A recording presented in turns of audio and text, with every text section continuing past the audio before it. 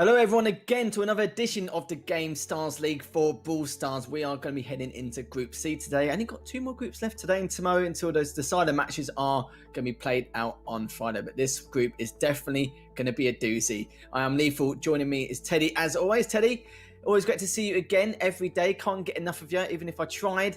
And now we've got another bunch of teams where we're going to send one home. We're going to send one going straight to international finals, and two will have to fight it out at a later date. Yeah, that seems to be the story most of the days so far of the Gamestars League. It is getting to a pretty tough point where we are getting closer to those decider matches as well. And obviously, you know, the end of the group stage is near. We already went through stage 1. This is stage 2 of the group stage. Afterwards, it's already the playoffs. It's in only 6 days that it's starting, so we are getting closer and closer. We saw Group A and B for the last 2 days, and that led to Noble Elite and Big Clan qualifying for the international playoffs. There is still 2 teams, one between Unima and Chernobyl Dribblers, the other is going to be between Kozaki and Uchiha Clan that can still qualify on Friday. So the deciders matches are at the end of the week for every single group. So make sure you guys, just tune in on Friday. It's going to be quite important as it will really shape the brackets for the international playoffs. Today it is Group C specifically we will be getting a closer look into. Certainly will do indeed, Teddy, as the opener will be Platoon versus Activium, and the next one should be Bojo's Barmy Army. I'm not going to lie, I've got a soft spot for that team, just for the name in general, versus Golden Age. I'm sure the boys on the on Bojo's team are definitely going to hopefully impress as we go forward into this group. But yeah, some solid teams here, you know, not like top teams, but the teams here are still very good in terms of their stature and what they've done in the past. We'll have to see what they can do here, now, and today, because, like I said earlier, we're sending another team into the international finals if they place first. Come fourth, that is it. That is the end of the line, and second and third will be playing it in the decider match on Friday. So we'll be starting off with Platoon versus Activium, and then it'll be Bojo's Barmy Army versus the Golden Age. So like I said earlier, some solid teams here. And if you guys haven't been with us since the beginning of stage 1, how it all pans out is the fact that we send 8 teams from stage 1 to the international finals. Stage 2, we do pretty much send the rest and send the others back home. So in fairness, we'll see at least 16 teams in the international finals. We just do it a little bit differently where, you know, second and third place teams do get a second chance in stage 2. So we already had 2 groups. We are Group C. This is going to be the opener today between Platoon and Activium. And, you know, I want to pick your brains a little bit here, Teddy. What's your first instinct going into this matchup? Well, on the one hand, we have Platoon that honestly we haven't seen too much of because they lost against 3T, which we didn't really see too much of either. And they lost against Max 2. They only won against Esprit in their group. And if you remember Esprit, I remember talking about them not exactly being the toughest opponent, maybe one of the weakest teams in the entire international group stage. So, you know, that being their only win, and sure, it was a pretty convincing win, but even then, like, it didn't look all that good for Platoon, and therefore, I don't know, I'm not very sure if they have the level required to take down a team like Team Activium. Team Activium, they haven't had the easiest time either. They lost to both Uchiha Clan and Blood Diamond Russia. Uchiha that we saw have some struggles yesterday as well. So honestly, I'm not super convinced so far. I would not be surprised to see Team Activium pick up the win just because they do have some more experience, and on paper, at least, you know, they had some sort of a performance so far and some sort of a half decent opponent in front of them. But still, like, both teams, I don't want to call them in shambles quite yet, but definitely not, you know, at their highest points right now. Yeah, absolutely. I'm going to have to completely agree because Platoon, we've only seen him beat Esprit, like you've already spoke about before. And I think the other team was Max 2. And if I remember from the top of my head, that was that team from Iraq who were quite decent individually, but they were just very, very inexperienced. You can kind of tell from the gameplay there. And I do like how Static looks just sitting there, all dapper there with his suit. Love it. Love to see a bit of smartness there from him.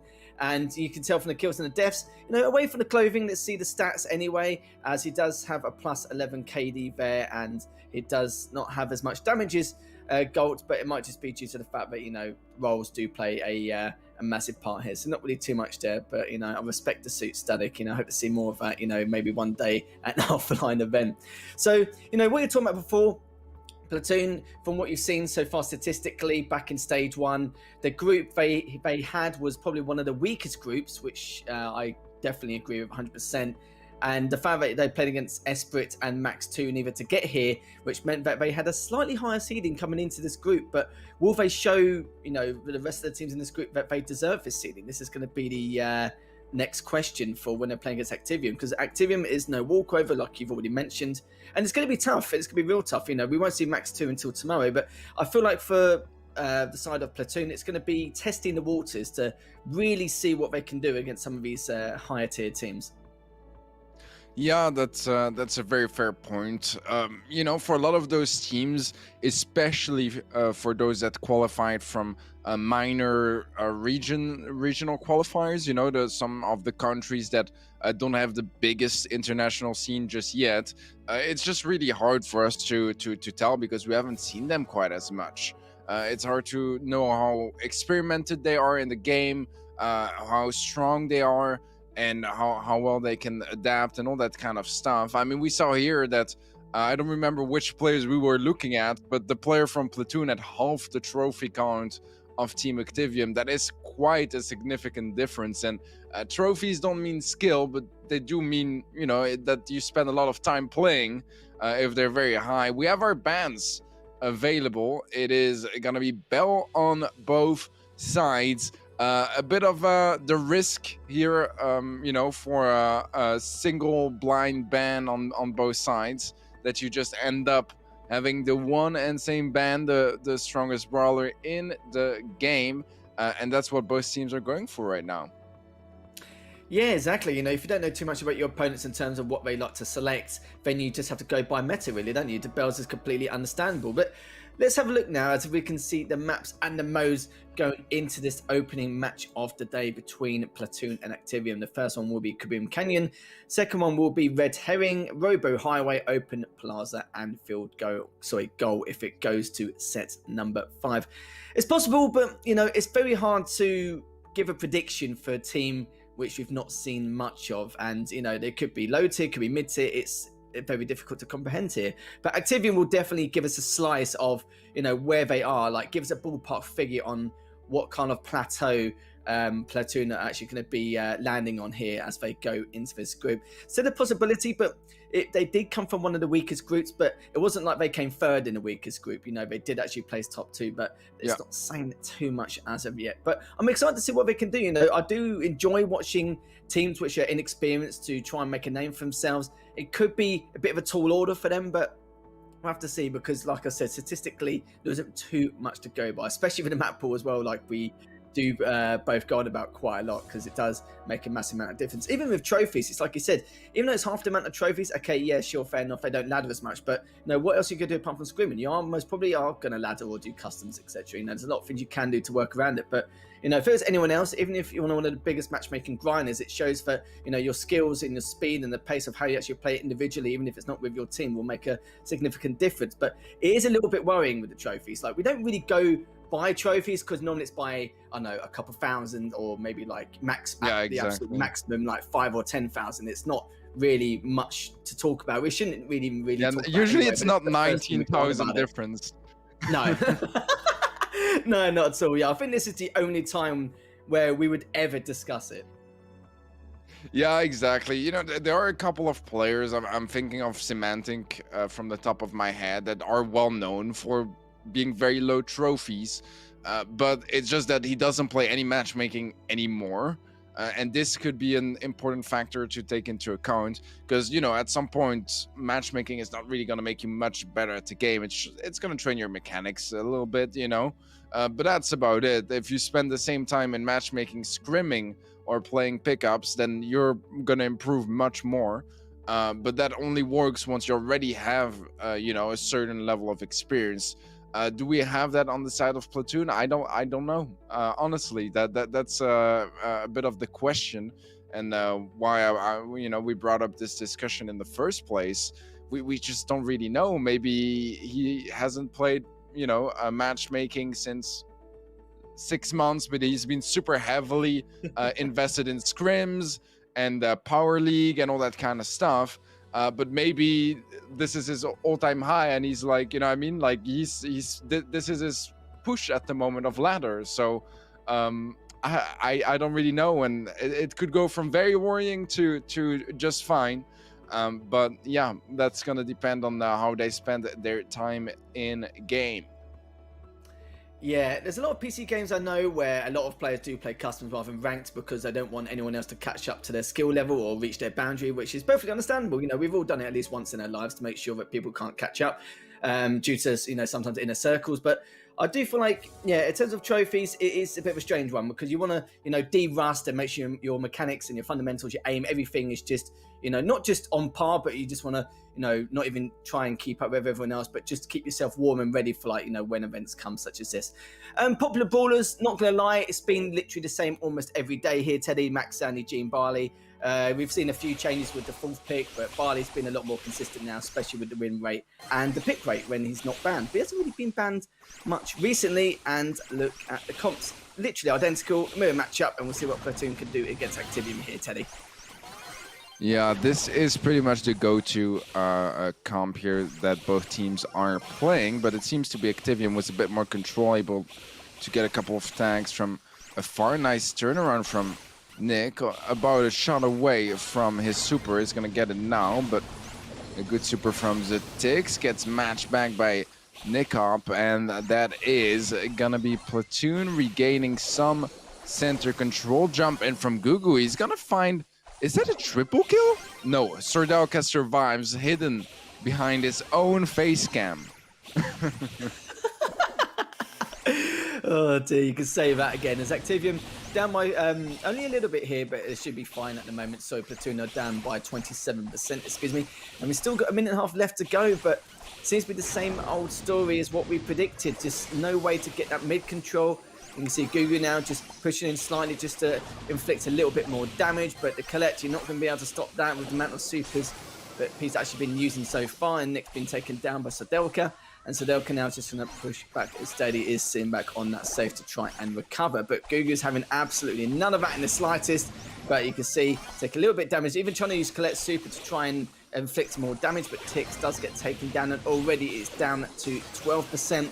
With Platoon not even being able to get anywhere near their safe, not even in comparison. And Godkin is literally just giving us a bit of jip there, which is completely understandable. I'd probably do the same if I was in his position. And a very good start there from Activium.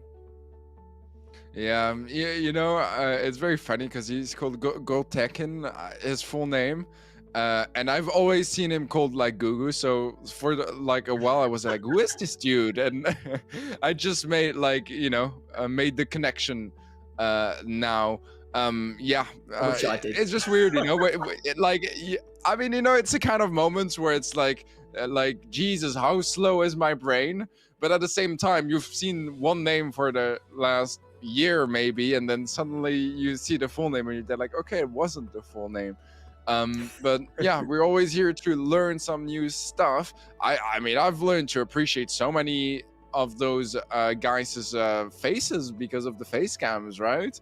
Many dudes I played with quite a bit, and I hanged with in VC, but I had never seen their face.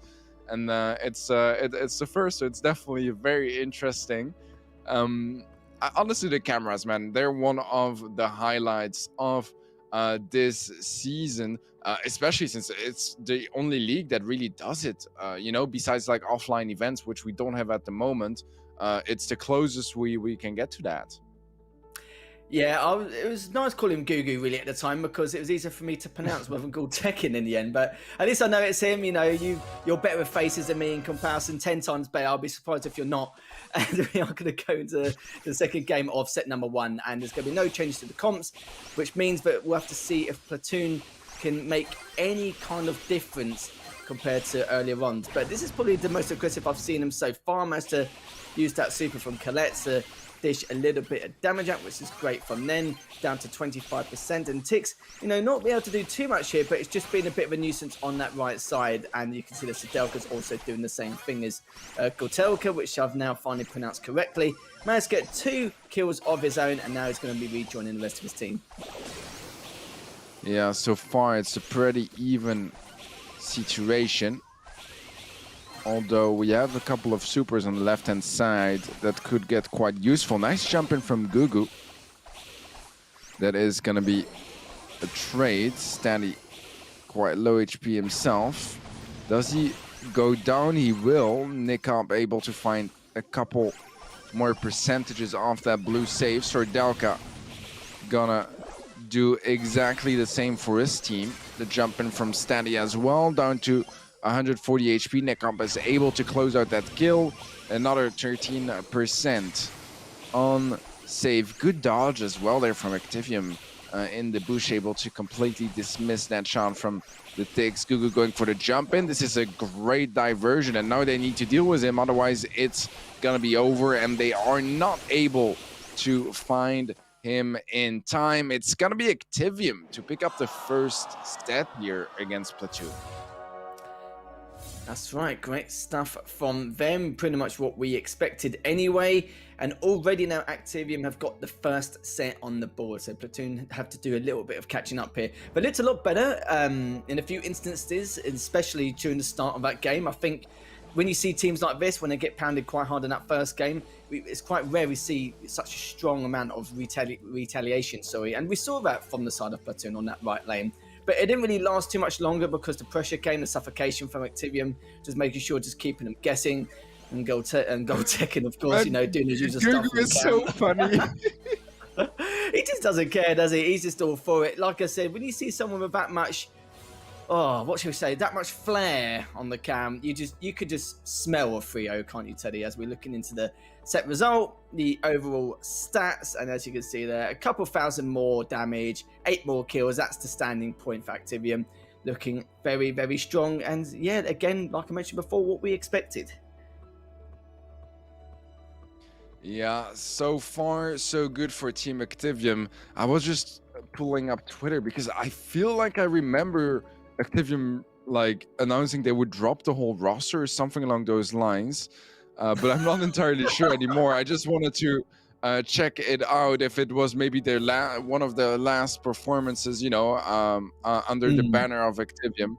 But yeah, it's actually correct. I just found it now. So they dropped the entire roster. So it's yeah, the last time for them representing that org, which is interesting as well. And yeah, it's something to keep into account. I don't know the deep reasons behind it, but it does mean that things are going to be changing for those guys, and I think it makes today even more important, because if they can secure a spot in the playoffs, you know, as a free agent, you're going to be super happy because you don't quite have the stability from having an org behind you, and it's going to put you further up on the map, you know, so that other orgs can scout you easier and maybe pick you up. Yeah, even if they've left the org or been dropped by the org, it doesn't matter. Like you said, if they reach, I would say even making the international finals is good, but if they somehow manage to break top 8, top 12, you know, they're going to be even happier about it, you know, and the fact that they can just go for that representation, just chuck FA into your team now and you should be fine, you should get picked up in the next few weeks, that shouldn't be a problem.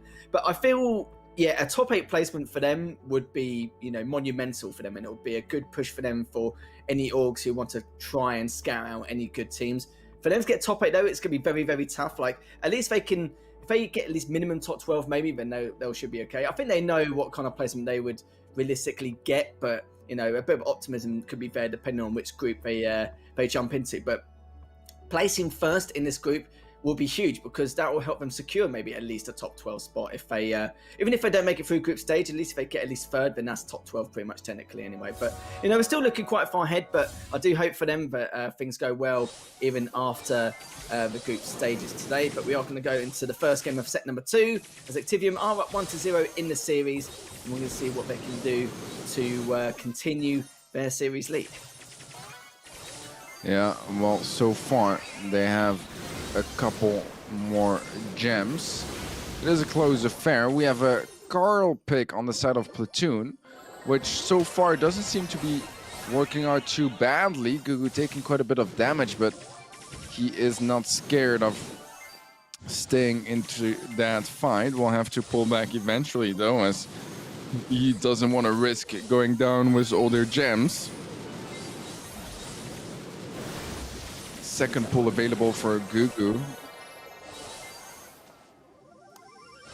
So yeah, Tix is still on that bottom middle with those 3 gems. It's just been a lot more patient than usual. Activium are up 5-3, still got 2.5 minutes left. They're still trying to battle for that mid control, but as that happened, Sammy did take down Stady there, so it wasn't too bad for him, as Tix and Sadelka are now just on that right side, just trying to stick together until Stady does actually return and be able to rejoin the rest of the group. She has done, but Gotelka now, Sammy still on that left side, putting a lot of pressure on, doing a huge amount of damage. 8-4 now in favour of Activium.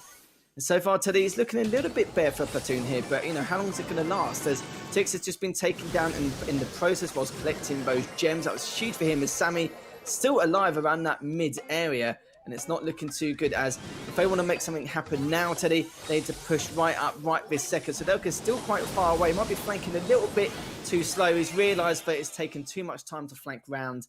And there we have it, Activium with the first game of set number 2. Yeah, this is pretty convincing on the side of Activium. So far, I wouldn't say they're playing like amazingly. They're doing their job. I just don't really feel like Platoon are challenging them all that much just yet. Here towards the end, I saw them all being full HP and just kind of slow around the center, not so sure where to go and what to do when the countdown had started. And, they should know where to go. It's upwards, go hunt someone for those gems, because it's your only way out of here. And yeah, a bit of miscoordination.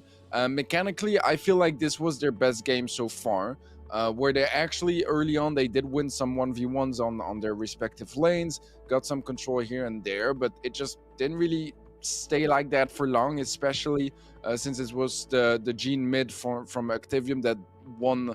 That was the only one to win his lane for Activium, which meant that he had his super, got the pull onto the Carl, and kind of like, made things a bit more even.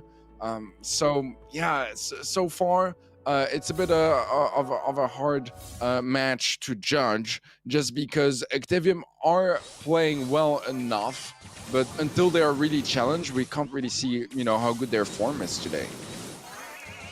Yeah, it just seems like Activium are playing very, very standard. Nothing off key, nothing off, meta in terms of like how they want to play this map out. Just a few things there. The only change we've seen so far in terms of comps, I think it's just Rico, and that's it for Static.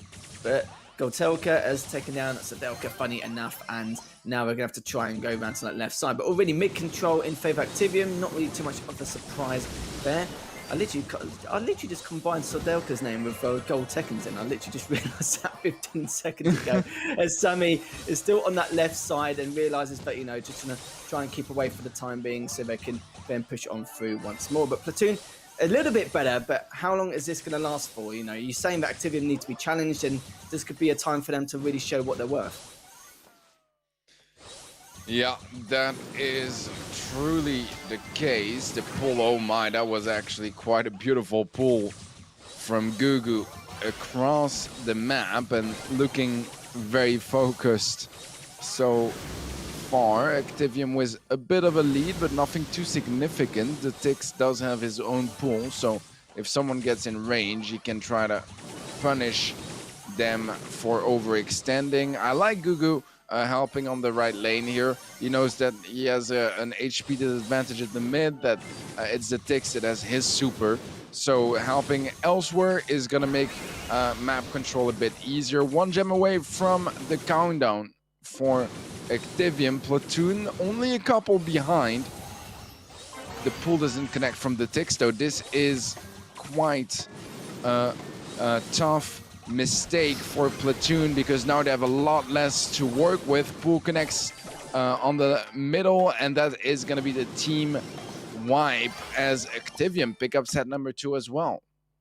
Literally the key factor there was Sammy literally did so much damage with the amber on that left lane, and he didn't take the 2 players down from Platoon on that left lane, but he did so much damage. Literally must have been about 70-80%, but that's literally all he needed to do. Just one good shot would have taken him out then, and that's all he needed to be done. So it needed to be done, and that's why the team wipe occurred so early on during that countdown phase. So good job again from Activium.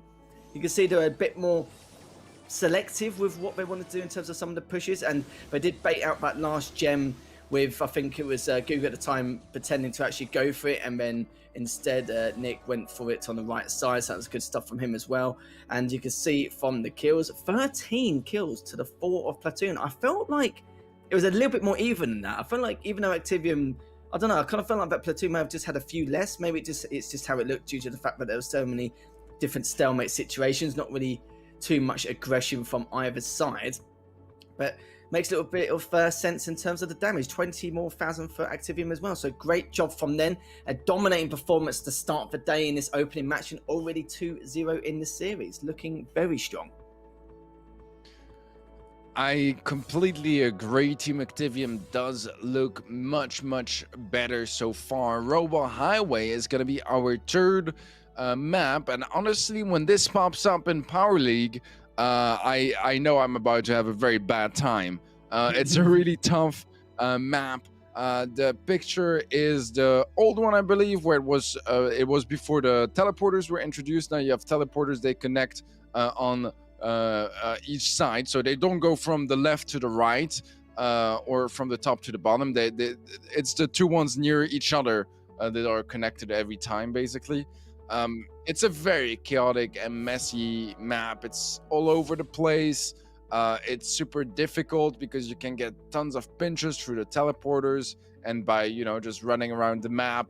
It's honestly it's a really tough map to play. The middle area, the defensive area around the Ike is really open as well. So it's really hard to defend compared to most of the Siege maps. And you tend, because of the teleporters, to be able to close the gap towards those bolts a bit more often.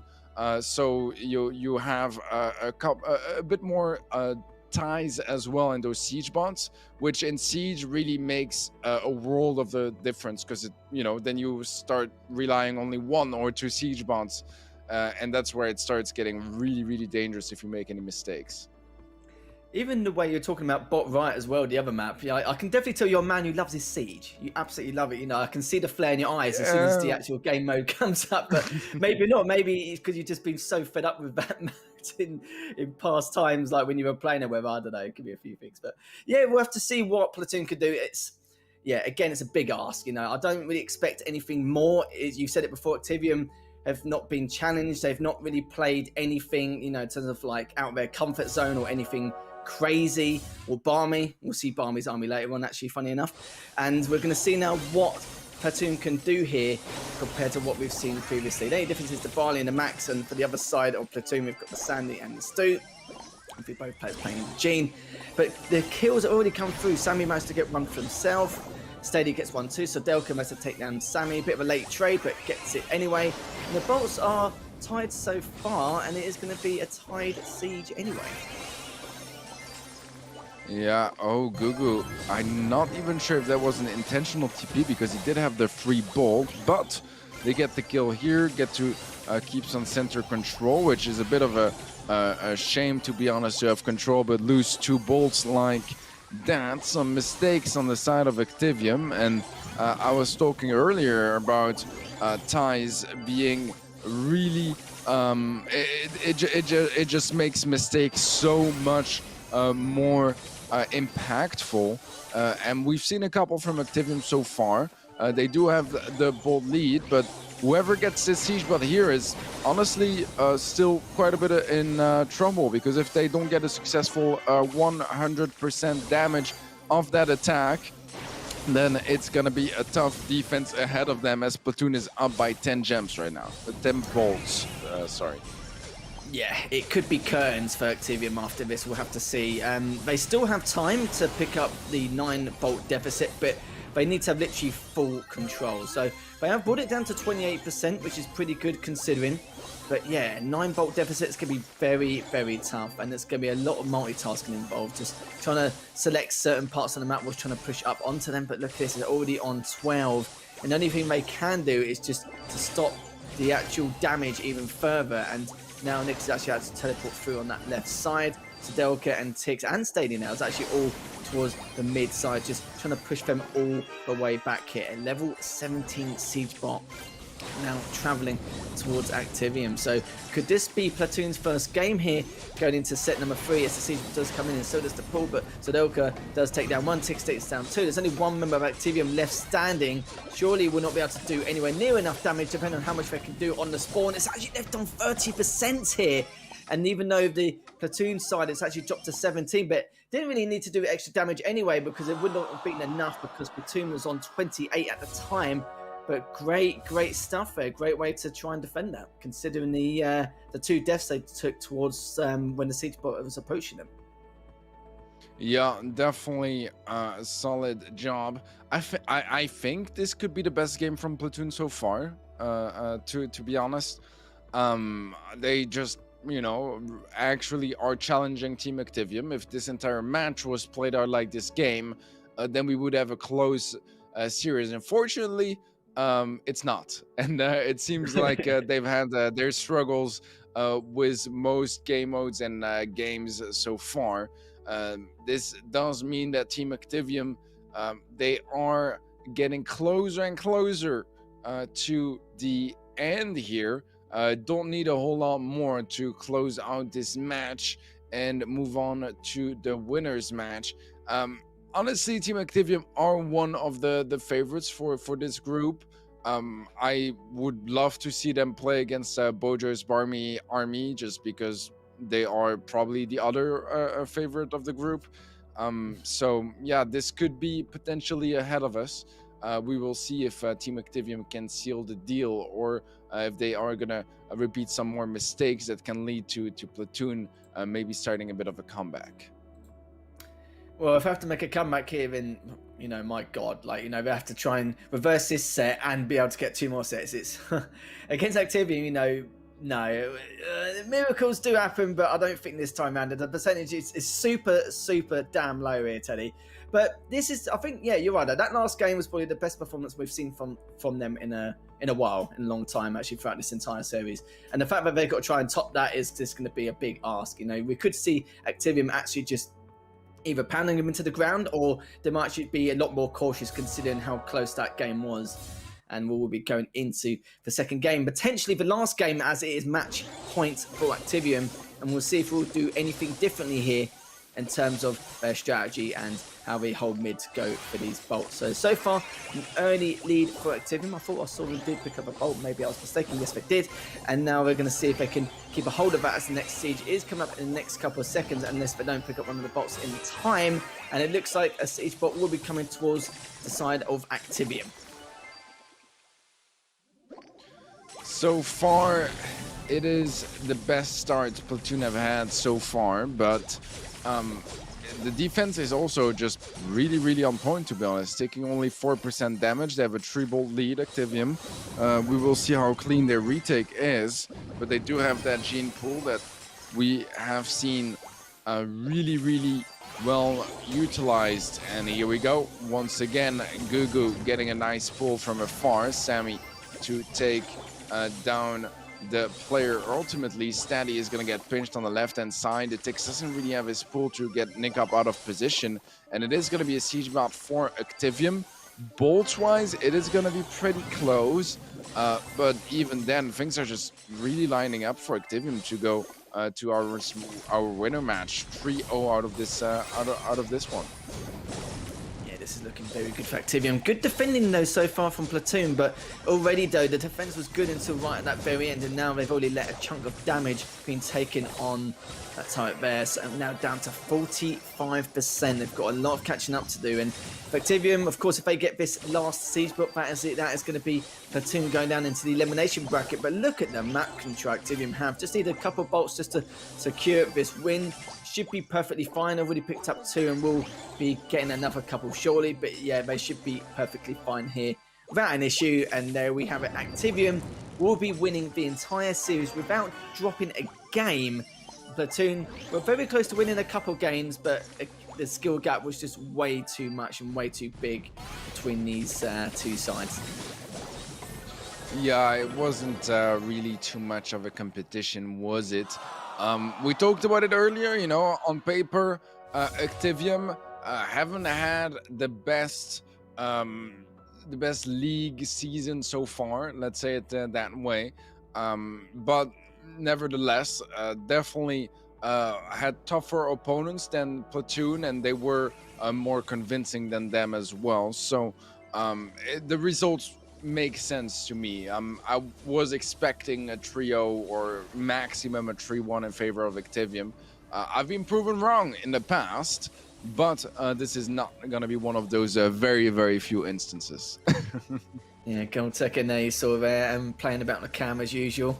I like him. I like a bit of character, me, Teddy. I do. I really do. But yeah, he knew it was going to be quite simple and easy. When someone makes that kind of reactions on cam, you know that it's going to be a 3-0 series. That's kind of been the trend so far throughout the entire course of this Gamestars League event. And we're just looking just at that last set results. Again, nothing different. Double the kills, 41,000 or, you know, just under 41,000 more damage, which really, really did show, considering the amount of multitasking Activium were doing with those bolts as well. And again, twice the kills overall throughout the entire series, and pretty much the standard brawlers, which you all know and love. So very impressive for Activium. Nice to see a very strong stance from them. We'll see how they do in this winners match momentarily. That is coming up later on in about an hour's time, something like that. So we're just going to take a quick short break. We've got some lovely highlights for you in this last match. So have a quick look at those and we'll be back in a couple minutes.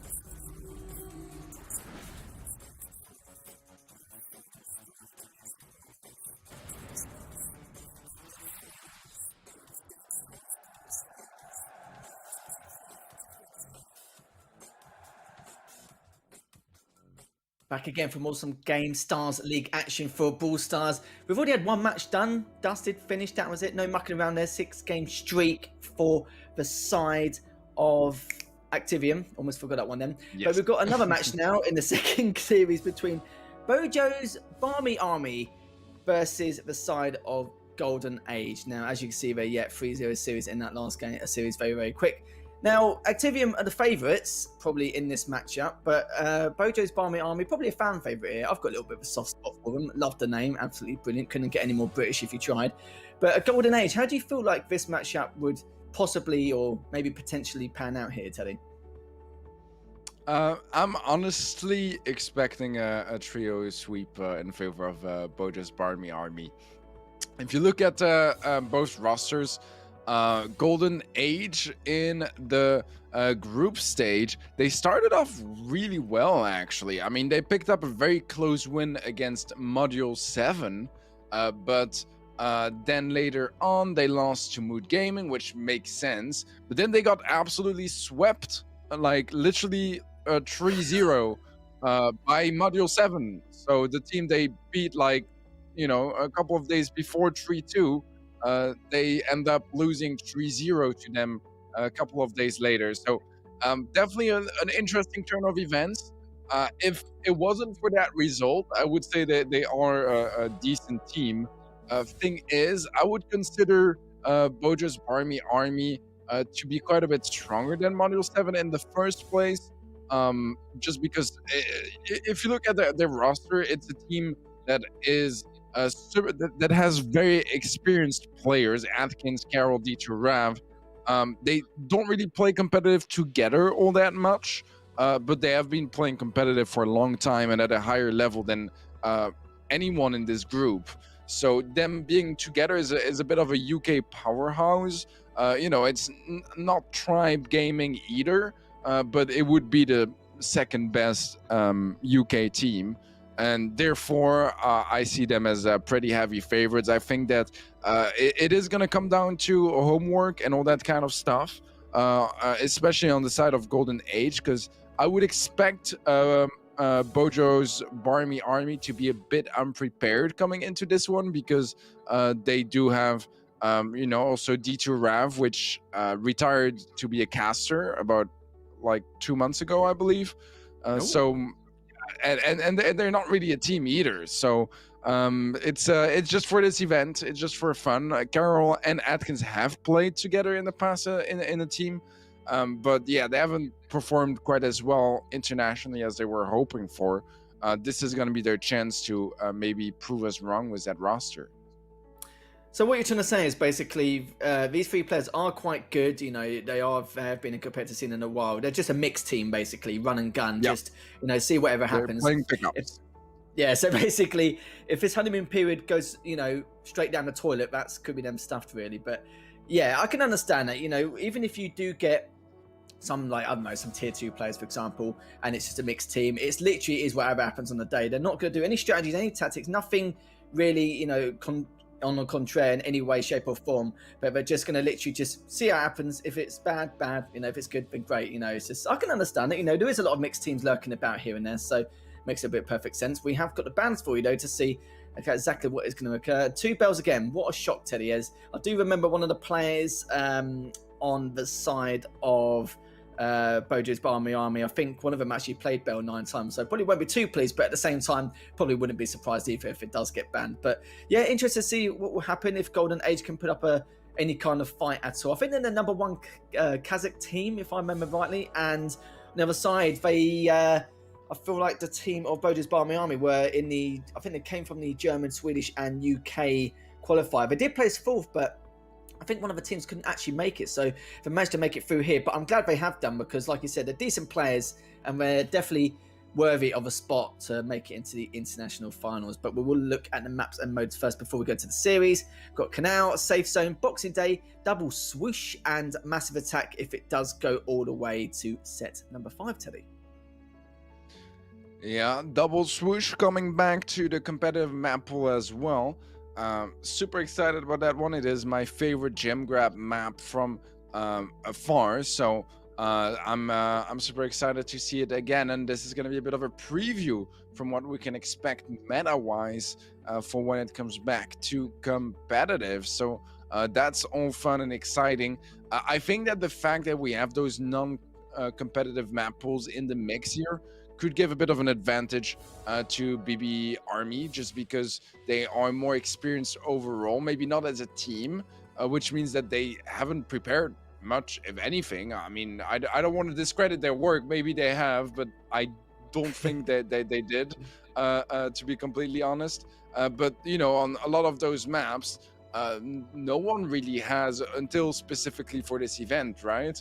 So maybe it can even the playing field a bit more regarding that aspect. And since they are really good mechanically and as individuals, and they have played together, you know, and but not really competitively, this could be a chance for them to, yeah, really stand out. I think they have the potential to take first place in this group. One of the questions for me is also going to be Dietrich form, because, you know, he is a caster now, and I can guarantee that since I became a caster, I've gotten much worse at video games than ever before. So I don't know how it is about him. I mean, it's been very recent for him, but it could still, you know, I mean, it is going to impact his performance. He's not scrimming 8 hours a day. So Yeah. he's not going to be at his peak performance. But to be honest, he played pretty well. I think it was a couple of weeks ago in an event. So I don't know what to expect, to be honest. He is a very talented player, and I think he can prove us wrong. But obviously, you know, maybe the teamwork and such on the sides of a Golden Age can catch them off guard. It is, you know, that synergy and such that can be an X factor as well. But we are ready to roll in, and the first skill already going the way of BBA. One of the worst things is retiring as a player and then trying to get back into the scene. I'm going to stay retired. I don't know anyone else, but at least Val's going to try and keep his way in to see if he can continue the competition and try and continue to make a name for himself. But, you know, you can do that as costing anyway, so it's all good. But speaking of Rav, he managed to get 2 kills straight off the bat here, Teddy. Lovely stuff from him. Already 9 stars to 0 so far. Looking very strong. A minute 15 left. And what I love about the side of Bojo's Barmy Army is they are continuing the aggression. They don't care in the slightest, still holding that mid control. And Rav, you saw there, was on that left side hiding in the bushes, and Sterling wasn't really too sure if he pulled back, he made a flank, or maybe it's out of viewing range, side where he could be. But yeah, from Bojo's Barmy Army looking very good. Just a little bit careful with some of the silly mistakes they've made about 30 seconds ago. Yeah, Golden Age, they have managed to come back. The question is, can they keep that lead? It's only a single star. See you soon is gonna go down, and now suddenly it's BBA with the advantage. Small advantage, sure, but an advantage nonetheless. Sterling taking quite a bit of damage. He does tank that thick head. Atkins just doing the same, and Sterling versus Atkins continues in a thrilling tick fight. Right into each other's face. Still a good lead for BBA. This should be a victory on their end, unless we get an insane play from Alpengol. But yeah, Carol is out of range. This is gonna be it, and BBA pick up this first game. Yeah, it's nice. I saw Rav being a little bit cheeky at the end as well. That was lovely. Good to see. I was more focused on looking at his... I didn't get to see it. How dare you? How dare you? I can't believe you didn't see him. Doesn't matter, though. You'll see it again. I'm sure, you know, that was only the first game of at least 6, so I think you're going to be fine at the moment. You're definitely going to witness something else. Probably. I'm sure he'll pull out his bag. You can't miss that beautiful face, can you? But first game looked very convincing. Had that 9-0 lead. I think those silly mistakes were... not intentional, of course, but I think they just got a little bit too overconfident, kind of messing around a little bit. And, you know, like I said, with some of these mixed teams that come in a mixed bag, either Hanmin Pud, yay, nice one, you know, we can get through this, no problem, or, you know, it can just fall flat. But they're so well individually skilled and, you know, fundamentally and mechanically as well, they should be fine. It really shouldn't be an issue. That was a great example. We know what Bounty can be like, can be a little bit weird, can swing both ways. But, yeah, looking very good, very convincing as well. And, yeah, look forward to see what these next games what they happen, especially in this set, and to see if the side of Golden Age, well, it depends what they can do at this moment. Yeah, man, it's tough, to be honest, because You can tell that most likely Golden Age did put a lot more effort coming into this match, but it is because they have to, right, to even just stand a chance. They need to be on point on the comms. They need to have some sort of strategies and synergy, because that is their way to stand out in this matchup. BB Army, they're kind of just winging it, just going with the flow of it. And figuring it out live. That's why they struggled a bit at some point. They tried something that didn't really work out, a bit too aggressive, which I think is something we might see a couple of times, and we might see them getting punished for it, because with their current playstyle, they have to be aggressive. That's their only way to really win, because they need to force fights and win those individual interactions. The question is, is Golden Age at some point going to be able to capitalize on it? Who knows? This is going to be the blue star on the side of BBA. They are going for a Poco, Mortis, Carl, which is definitely an interesting decision. I mean, I guess that with the Carl and the Mortis, you can kind of jump in at the same time. But yeah, Atkins is going to be the first one jumping in, but unfortunately for him, it's a pull right into his face that will be bringing him closer to his opponents.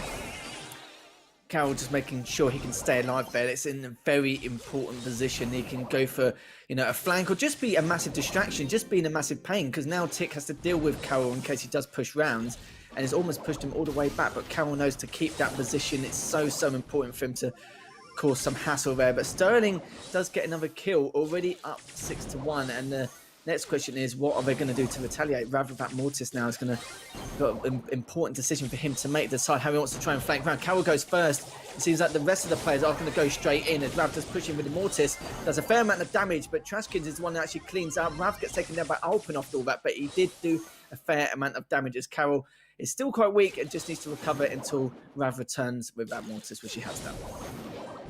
Yeah, this is going to be really, really hard. 15 seconds left. GL in a good position right now. They have the pull available as well. Connection onto Atkins, and this is looking like it's pretty much over, and it certainly is for BBA in this game. Convincing stuff from Golden Age.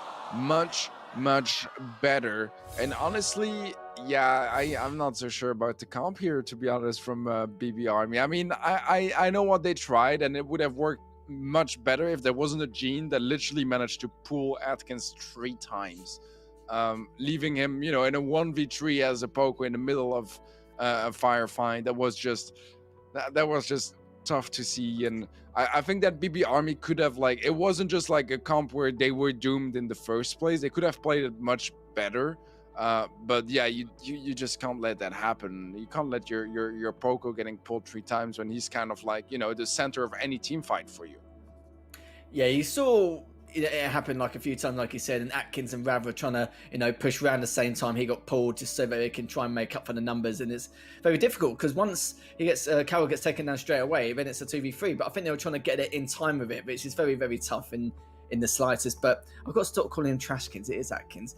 I've got to think about some of the things I say sometimes. But yeah, we'll have to see what they could do in game number 3. Do you just feel it's just more due to the fact that it was a comp change, which really was a detriment to them and not really anything else?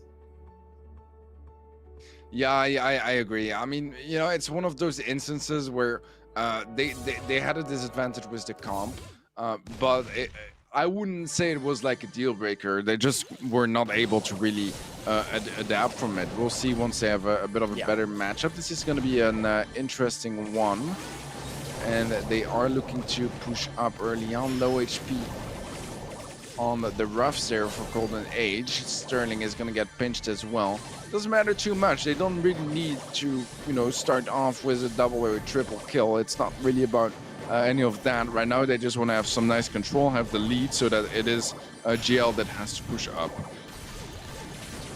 Yeah, you can see so far that they are on the back foot, and there's so much pressure from the side of Bojo's Barmy Army, as Atkins now is going to try and do some damage to Sterling, but Atkins has already taken a fair amount of damage already, literally just hugging each other to try and do some damage. We know what it's like when you play as a Tick in that kind of kind of position when you're that close next to each other. But he has backed away for now. Still taking a fair amount of damage, but Atkins is just going to try and get past to see if he can try and recover if he can. Has done a fair amount of damage to Sterling there, but it's taken a little bit for himself. Finally, Atkins does take him down, but Sterling does get betrayed. And now, Bojo's Barmy Army still doing okay. 45 seconds left here, Teddy. Up 7-3. It's just a matter of what move they are going to make next. Yeah, this is the question. 35 seconds left. Comp-wise, BBA is in a much better situation. They do have a bit less like harassing and obviously less throwers as well. But the Gene just makes it so hard because if they overextend, they are going to get pulled as soon as his super has it now, and that's going to limit their chances even more. Carol was a bit of a mistake there. That's not something you should let happen because now Ravi's so low HP. The tick is up on the top. If he goes down, it's going to be a loss for BBA, but he does survive. That was a close one. See you again. Frustrated.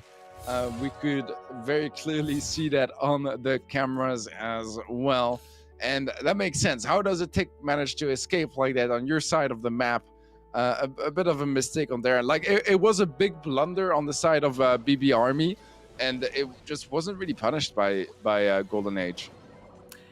Yeah, I'd love to have seen what happened on that top side because that was, yeah, a bit balmy. It was a little bit weird to say the least. At least they live up to names anyway. But we expected it though. Bojo's Barmy Army, lovely name, like I mentioned before, is up 1-0. A bit closer than we thought. We don't know about the comp in that second game. Maybe this, like you said before, they just wanted to try something out. Maybe they were looking to counter something. Maybe it was something they don't want to be predictable with the comps. I don't know. It could be a huge number of things. But anyways, set one in favour of Bojo's Barmy Army, and as you can see there, 39,000 more damage for Golden Age. Kills were literally the same, the bounties were literally the same, the damage was just more in favour of Golden Age in terms of their map presence. But it's not going to be enough, as literally, do you know what, it's not even the name, it's actually the logo as well. It's just absolutely brilliant. But well done to them. We will go into the second set very shortly. And what do you reckon, Teddy? Do you reckon we'll expect more of the same going into Safe Zone on Heist? Honestly, I feel like this was a bit of a taste for what is coming up. I do still think that Golden Age have some chances here and there to pick up some games, maybe even a set or two. But overall, just the level of skill on BB Army is, I think, what is going to make the difference in this one, and it is what did the difference in Bounty. Especially, those non-competitive maps. I think that where they are going to excel is not even necessarily the first game, is at adapting and with those mind games, because they do have a lot more experience in competitive, and they will be much quicker at making up some comps on the fly. And, it's easy if you are a Golden Age, for example, to just come very prepared and have some really solid comps ready. But that doesn't mean you know what your opponents are going to be playing. There are so many different maps. There's pretty much only footage from Gamestars for some of those maps, for specific teams. So if they go for something particular or something doesn't work on your end, then you just need to, think things through completely all over again. And I feel like BBA is just going to be much stronger at that kind of stuff. Already two of them been taken down. We've seen a lot more Brock over the last few days. As now Atkins is going to try and push over for that right lane, whilst Carol and Rav are just working on the left side. But speaking of the devil, Carol actually does take down See You Soon, whilst Rav finishes off Alpen Gold. And now Atkins is going to see if he can get the last member of Golden Age before the rest of them manage to get together. Sadly, they can't. They're just playing it very passive, just holding this setup for now until they find the opportunity, and Atkins has found it as he's pushing all the way up on that right side to dish a little bit of dirt on the safe hit. Yeah, he is gonna commit to that one. Will get taken out, but Rav can follow up with the super, gets matched by Sterling's, but still a 9% lead in favor of the British team. Good snipes from afar from Alpen Gold. Can he capitalize on that? He is going to miss a couple of shots in a row. Homemade Recipe does find a connection, but not quite a kill. Sterling is also low HP, and he's going to get sniped off by Trash. Atkins having a bit of a giggle there on that right lane. Always nice to see. More damage has been done to the safe thanks to Rav's Colette, and he's done even more. And it looks like it could be all said and done here almost, but it seems like they were going to push a little bit more forward, but they knew they didn't want to overstay their welcome. Completely understandable. They have been trolling a little bit as well, as Sterling now trying to push up onto them. And finally, the Byron of Carroll gets taken down. Colt's quite weak on that left side. See you soon. He's going to see what he can do. He's only on 320 HP. Needs to try and recover, but also was looking to do a bit of damage on that safe. But Carroll was going straight after him after that last attack. Still a huge amount of percentage left to go, but Golden Age still having a bit of trouble taking down Atkins there as he managed to dish even more damage there. And now still see you soon trying to make something happen. Can't, especially in that 2v1 scenario. Tried his best with Colt, but Carroll takes down Sterling as possibly the final kill. And that's pretty much done there as the first game for set number 2 goes to the side of Bojo's Barmy Army. Yeah, seems like retirement is suiting D2Rav pretty well, as he did get star player for this one. So yeah, that's an impressive performance on his end. Don't think he cares all that much, but yeah, for what it's worth, he did get that nice little star player. Golden Age so far, yeah, it's a bit of a struggle. I feel like comp-wise, the Piper is a good duelist for the center. It's gonna do well against the Byron. I think that where the difference is gonna be is that Byron, if you don't have angles on your opponents, you probably have some angles on your teammates, so you can heal them up and assist them no matter what. Whereas with the Piper, once you don't have any of those angles and you don't really have anywhere to shoot at, then you're just wasting your time basically. So it makes it much more important to be at the right place at the right time. The super is quite hard to use on this map as well, so it's just a lot of lost value, I think, of the brawler, which makes the choice maybe not ideal for this map. And the funny thing is, the side of Golden Age, they had a very good start. They managed to go 2-0 right at the very beginning, but they just don't capitalise on the situations. And then after that, it wasn't even just the matter of trying to capitalise on certain scenarios. It just got to the point where Bojo's Barmy Army stabilised. They didn't really. They got to a point where they were just literally lapping around the map like it was nobody's business. It's treated like it was their playground.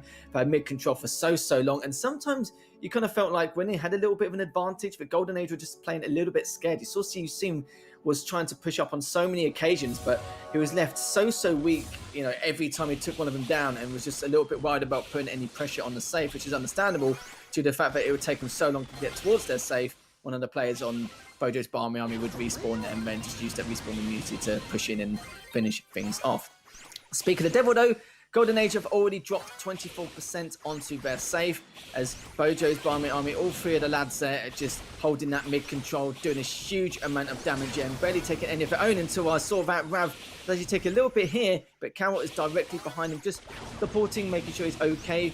Atkins just keeping that Colt back on that right lane, and looks like they have to pull back a little bit, but Rav has actually taken down one, Atkins taken another before getting traded out. Sterling is the last member left standing for Golden Age in that middle part of the map, and See You Soon is now going to be trying to join him if he can. It's open. We'll be regrouping too, and only 20% left off the safe on the side of Golden Age now, Teddy. Yeah, quick and convincing start here from BBA. They're struggling to get See You Soon out of position.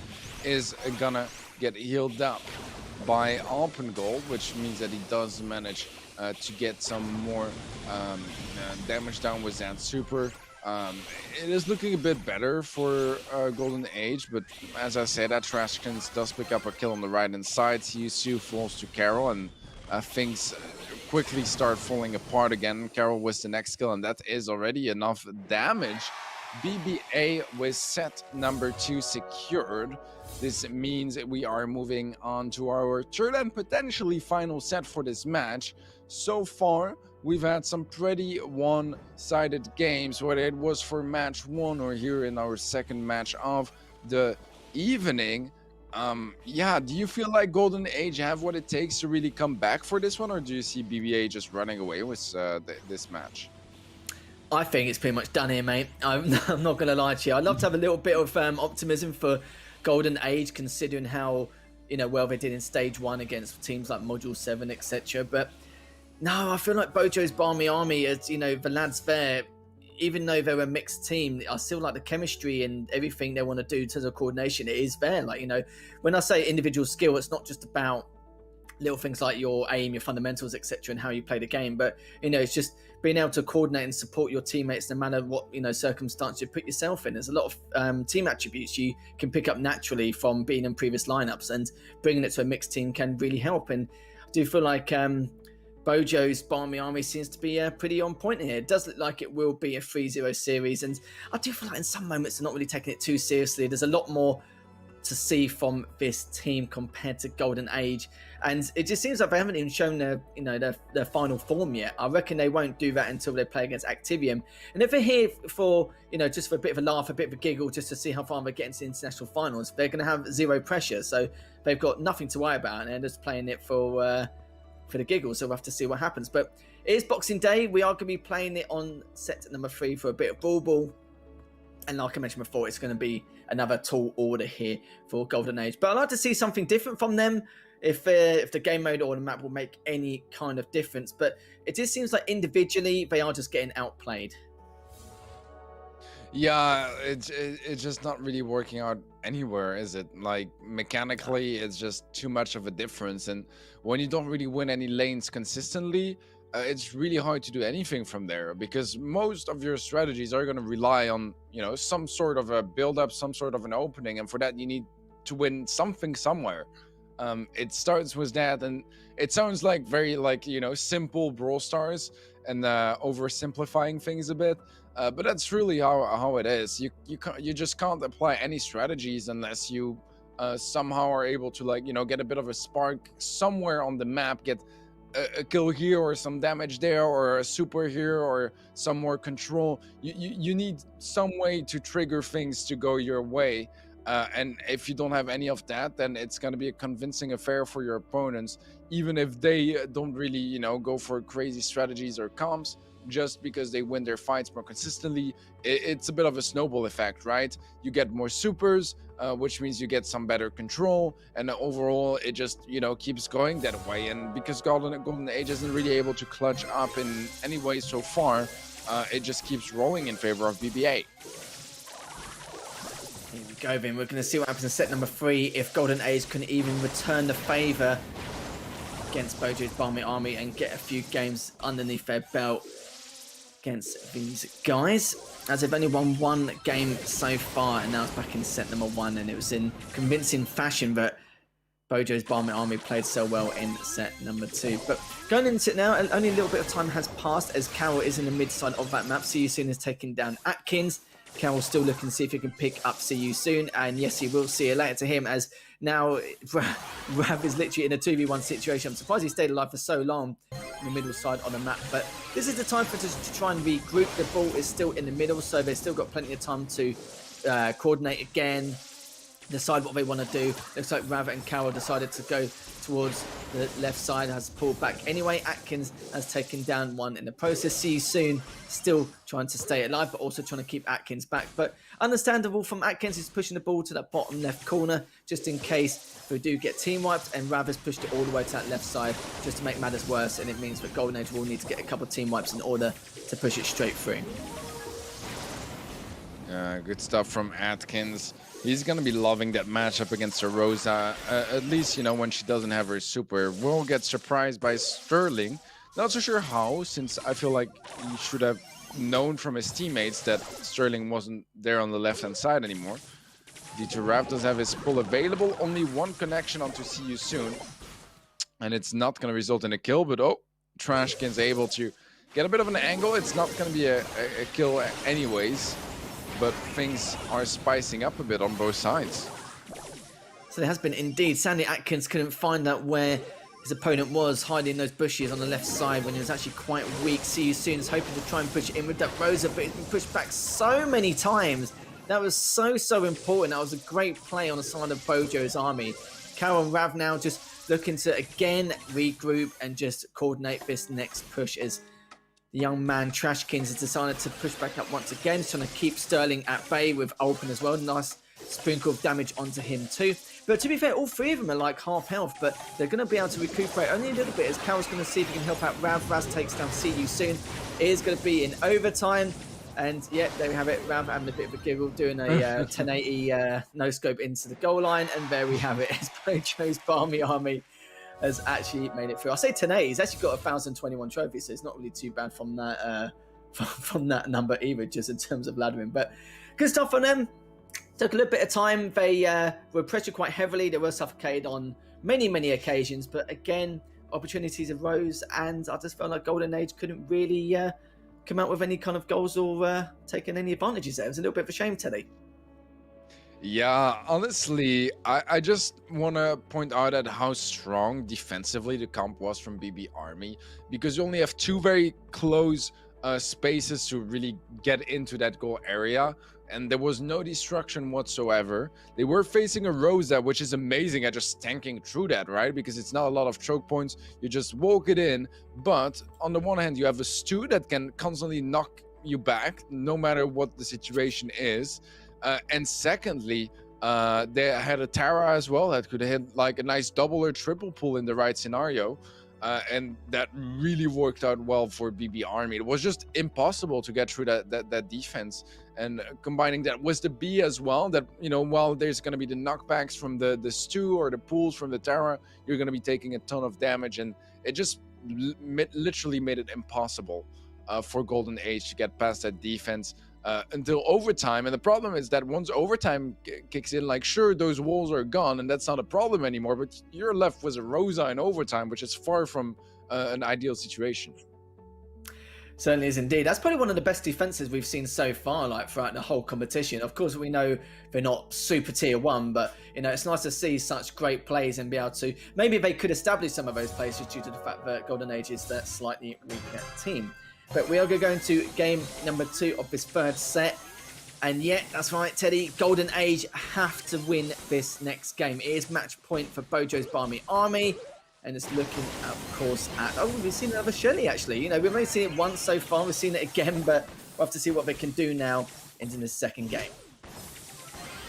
Well, so far, it is a bit of a closer affair than it should be, considering there is a Shelly on the playing field. But, you know, they just got to go for the PSG Shelly, to be honest. It's too big of a meme in the Brawl communities not to see it, especially from those guys. Like, what did we even expect, honestly?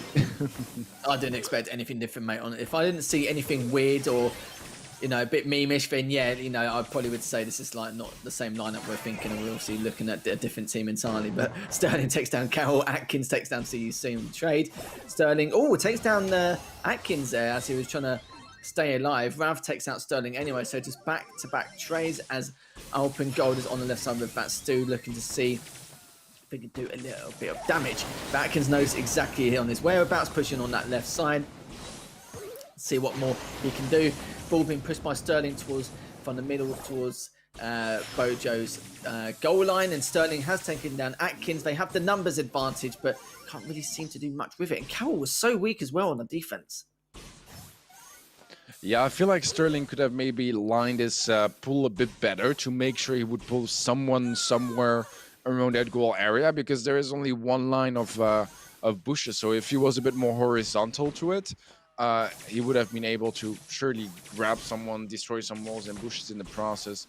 Not going to be the case, as right now BBA are pretty much just like, you know, going for a bit of a stalemate and just chilling. They are putting the feet up, just chilling, making sure they can just wait and bide time. But we say biding time, but look at the clock, Teddy. 20 seconds left, and they're still trying to wait for them to make some kind of fatal mistake. But I think it's going to be a while until that happens. As you see the Stu on the left side, just at least trying to sprinkle a little bit of damage, tickle them ever so slightly. And this is what's going to happen. How are they going to coordinate? How are they going to push as it does go to overtime? And they're going to go straight through, trying to do as much damage to Alpen Gold. They managed to take him down. Rav, good kill from him as the ball has been pushed back by Sterling on the left side. And we're going to see how they're going to try and regroup as Sterling takes down Atkins in the process. Still push him all the way back. I'm sure they're waiting for one of the players who's on the respawn to go pick up that ball. And it looks like Atkins will be the one to do that, as Carroll's just trying to keep him back. Rav has to back away again for the time being. Rav takes down Alpen. This is an opportunity now. They do have the numbers, but you can see CU Soon is just keeping him back so much with the amount of damage he's going to do towards that goal line. See you soon. Has taken out one. Would be able to take it. Yes, he does. And Sterling in the overtime takes him down. Well, not takes him down. Actually does score the one and only goal in that game. And we'll go to game number 3 in this third set. So I think they could go back to a more of a normalized comp now. Yeah, nice kick and pull towards the end from Golden Age to close that one out. You know, the fact that it was such a close affair, despite it basically being a 2 versus 3, kind of, you know, shows why this has been such a dominant performance so far from BB Army. But you know, it is going to give it a little bit of momentum, a little bit of a chance to go for Golden Age to close out this this next game and therefore the set as well. Honestly, the thing with BB Army is that, like, I would rationally expect them to go back to something normal, but I could also see them like doubling down on something crazy just to, like, you know, make a statement and use it as a tactical advantage, because like their opponents will expect normal picks again. So I could see that very much happening. I'm both hoping I'm right and that I'm wrong. I love, you know, good competitive Brawl Stars. I do also like the cheese, and BB Army, they can provide both, it seems. Yeah, we'll see a default comp. We'll see like Poco double tank. We'll see, you know, Jean, Sandy, etc. Like, you know, what are we going to see this time? So we're going to see a Stu, a Beat, and a Tara, and a Jean, Tara, and a Max. So we'll find out what we're going to do from here on end, as Ralph's taking out See You Soon straight away in quick, fast passion. As now Carolina's just pushing the ball up a little bit forward, with Ralph taking down Sterling, and just literally just hovering on that goal line now, and rightly so. Alpin's so weak, and doesn't matter. Atkins, we call him Trashkins, but Atkins is the one who managed to score that goal nicely. Great start from them, and don't be surprised now if they score another one shortly. Man, the Giraffe is just having the best of times, giggling throughout this entire match. Oh, going for a bit of a protesto as well. This is gonna be the follow-up goal, and BBA are gonna be facing Activium in the winners match. This does mean that Golden Age are dropping down to the elimination match, which is going to be versus Platoon. That is definitely going to be something interesting. So far, we have the results we expected out of today, with pretty much the score lines we expected out of today. The question is, who is going to win those closer matches? Because we had some very one-sided opening matches, but it does mean that the two losing teams that, you know, probably are closer in skill, will be facing each other in the elimination match, whereas the two winners teams that also should be a lot closer in skill than what we've seen so far today, they'll be facing each other in the winners match. Yeah, there's a few things I'm looking forward to. I might be looking too much into the future here, especially later on in the week. It's the fact that, you know, how will Bojo's Barmy Army do, you know, against Activium, where Activium has to play against a strong run and gun team. And with mixed teams, it's difficult to comprehend what they're going to do and what they're going to get up to, you know. And I think for the decider match, depending on who wins the elimination match, which is coming up next, is, you know, what is going to happen. If Golden Age do win that, then, you know, will they get another battering on Friday? This is the problem, because either team with Activium and Bojo's Army, if it's very close between two teams and one edges it out to go into the international finals, then surely one of the teams in the winner's side will take down one of these other two teams in the decider match, because that's what, from what we've seen so far, it's so difficult to basically improve so much in a space of what, a couple of days, because I've only got 2 days left, really, you know, to decide the matches are on Friday. But these are the match stats: 7 more kills, a little bit more damage, but I would take it like a pinch of salt, really, because yeah, there was a few troll comps. They were, you know, having a bit of a giggle now and then, but yeah, I think it was definitely a lot more silent than what the stats show. But Teddy, that's what we've got time for with the second series. We've still got 2 more series left, guys. Still got the elimination series coming up next and the winners series coming up straight after. So don't go anywhere, as we'll be back in a few minutes. So for now, you can look at these highlights before we get things started.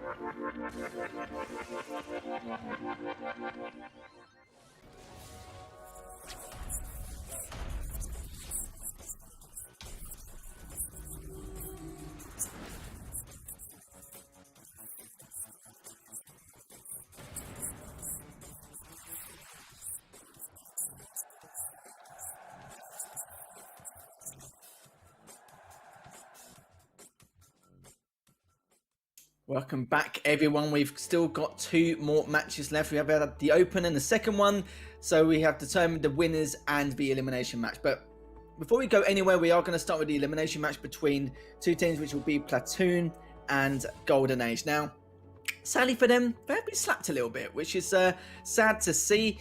Golden Age put a little bit of effort in, but it just felt like it was so one-sided for both matches of both of these teams. But Activium versus Bojo's Barmy Army, that should be something to look forward to in that winners match. But let's start off with Platoon versus Golden Age. Now, it's very hard to digest exactly what we saw. It was very quick. We can tell that Activium and Bojo's Barmy Army were, trolling a little bit at times, so we couldn't really get a true indication of how skillful these teams are. Like, maybe if they took like one game, then that could be an indicator where they could actually take this series quite comfortably, but not really too much, Teddy. It's a little bit of a struggle. Yeah, so far it has been indeed. I don't really know what to expect out of this one, to be honest. If you asked me a couple of months ago, the same roster, same teams, I would probably have said BB Army would have the advantage. Sorry, we're talking about Platoon against Golden Age. My God. I was just looking at the center of my screen and thinking that's what we're looking at right now. But no, yeah, it's on the bottom left. Elimination match. Honestly, same kind of information though, where we don't really know. I do feel like Golden Age have had a bit more results. They had a bit of a tougher group as well. And they showed a bit more, I think. But overall, man, it's been it's really tough to say. It's really tough to say. We haven't seen either teams really performing yet. Like, they have won a couple of matches here and there, but nothing where we really saw, okay, they can be that good. Yeah, it's like we can't really separate them, can we? Like, yeah, I would agree with you. Golden Age do seem to be the team which shown a little bit more oomph, like a little bit more effort, a little bit more skill in terms of some of the things they do. Just going into the popular brawlers, we see the Gene used 9 times for Alpen. We've seen the Crow for Static. I suppose it could be game mode related. But apart from that, very, very even across the board. We haven't really seen enough. We haven't seen a lot of 8-bit being used so much. So Tix clearly loves him. But yeah, apart from that, that's literally about it. It's very difficult to separate these two teams, not because of skill gap or anything like that, because we haven't really seen enough of them. And statistically, you would think it's going to be pretty close, but I'm just going to go with probably Golden Age here, just due to the fact that they seem a little bit more experienced and they seem a little bit better compared to their stage 1 group stage, if you compare it to Platoons. Going into maps and modes, you can see there we're going to start with set 1 very shortly. And when I say shortly, I mean literally right this second. And we're going to go into game number 1. Zilay just died. And so we've got Tix and Sodelka on that left side and Study on that right lane, trying to cause a little bit of mischief if he can. Yeah, so far we have a bit more control for Platoon. Nice push from Sodelka, but he can't quite pick up the kill. He does actually get it now as he burns down after picking up the kill. Even then, so far, pretty even control. And both teams struggling to really stand out and find any openings just yet. That is a good kill from Steady. That could be what they need. Sodelka once again gonna go down. Steady with another kill and the first ticks of damage pouring down on that red save. Certainly have done indeed. We was actually expecting Platoon to be able to put up as much of a fight. It's going to be a lot closer than we thought. As Platoon now still dwindle it down to 70%. Golden Age is looking for an opening here. I see you soon. Trying to push from that left side. Already down to 40% here today. Quite a surprise. And Sodelka has actually got a kill of his own. Sterling actually traded him off straight afterwards. And Staddy now on that right side with Tick. Is he going to get taken down? Now he does. He's on 720 HP. And this is an opportunity to use that super of Barley's and just do additional damage. And eventually it will be taken down. As Platoon looked very, very strong from what we noticed. And yeah, you saw there that Golden Age barely even got near to Platoon's safe. A little bit of a surprise, I think. Yeah, I agree. It was very convincing. Once again, you know, it is two teams that we haven't really seen their full potential. We've seen them either get stomped or you know, have some pretty easy opponents. No offense intended. So it's really hard to estimate. We also just don't know them too well. You know, I don't know in which game modes those teams are like really good, which ones are tougher on them, or specific maps. That's all detail that you only, you know, get once you've seen a team play hundreds or thousands of different games. This is just a bit of a lack of exposure on their end, which obviously Gamestars is going to be helping to get sorted out. Well, it is going to be a mirror matchup. Tix takes down Sterling there in the process. Sodelka does need to try and stay alive in that left lane, but Alpen Golden is going to be approached very shortly. Looking to see if he can push as much as he can. He may have pushed a little bit too far as Tix takes him down. Stady takes See You Soon down, and now there's only one member left of Golden Age. Sterling now just trying to keep everyone else of Platoon at bay. Only did 6% damage, 8%, but do you know what? Anything is better than nothing. It's already dwindled it down to 60%. Such strong aggression and such strong structure here. As it looks like the side of Golden Age have just, I'm not sure if they've just let them win or someone got disconnected. That was a little bit strange, really, the way they didn't retaliate back. Not really too sure what happened. I'm not sure if maybe someone did disconnect. Maybe they're going to replay it, or maybe they're just going to crack on and just let that set go and go into set number 2. That was a little bit bizarre, but I don't want to make any assumptions as of yet. Yeah, most likely either some connectivity issues or someone just kind of gave up. To be honest, they were getting destroyed quite a bit. So I could see, you know, that at some point you have only this much HP left on your save, and it's just a matter of a couple of seconds. You have a Barley behind the wall. It's not really like you can do all that much against him at that point. So you might as well just, you know, start thinking about the next game and move on. Not sure if that's, you know, the strategy I would go for. I think that, you know, you probably want to fight until the end, because the biggest clutches and the biggest moments in esports are in those dire situations. So it doesn't really make sense to just give up. But at the same time, if those stats are completely accurate, it does mean that, you know, out of 2 sets, there was 0% damage on a Golden Age save. They did not get hit once. On Platoon save.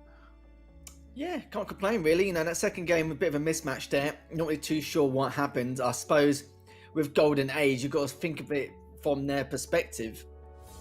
Just due to the fact that, you know, if Bojo's Barmy Army drops to the side of match, it's like, well, it's going to be the same thing again, but on a different day, isn't it, really, in terms of like what's going to happen. But we'll see what happens. That was only the first set, and already, you know, we've seen the ingredients to make up for something which could be quite bad for Golden Age. We'll have to see if they can retaliate in any way, as we will be doing a bit of bounty on Dry Season coming up next on set number 2. And then it'll be Crystal Arcade straight afterwards. And, you know, if we get to splits and bot drop, maybe we will, maybe we won't. We'll have to see. Yeah, it is definitely gonna be an interesting set here, as Platoon, they have a bit of momentum. They start things off with the blue star, and GL, they need to adapt in one way or the other and find some way to open things up. The shot from Serdauka doesn't quite find a connection. You soon getting tagged up a bit as well. Serdauka down to 28 HP, does make it out alive, but just ever so barely. Yeah, some clutch moments there. Serdauka now is pushed all the way back, and Tix has taken a fair amount of damage, taking some more damage again. Looking to pull back a little bit further, because they see you soon still trying to hide around that barricade. But so far so good. No kills have occurred as of yet, says the blue star is in favour of Platoon. But as I say, that Speak of the Devil, Alpengold is the one who gets the first frag on the board. Tix taking a fair amount of damage there. Serdauka's here to join him and see if they can corner any kind of push. As Season still hiding behind that barricade to try and do as much damage as he can, which is perfectly understandable. But what is the push from Golden Age going to be like here? What are they going to be able to do? Sorry, on the side of Platoon. Has done a fair amount of damage on that middle side, but you can see Tix now done a fair amount of himself. Managed to take down See Soon in the process, and now they're the ones still with map control and still got plenty of room to pull back if necessary.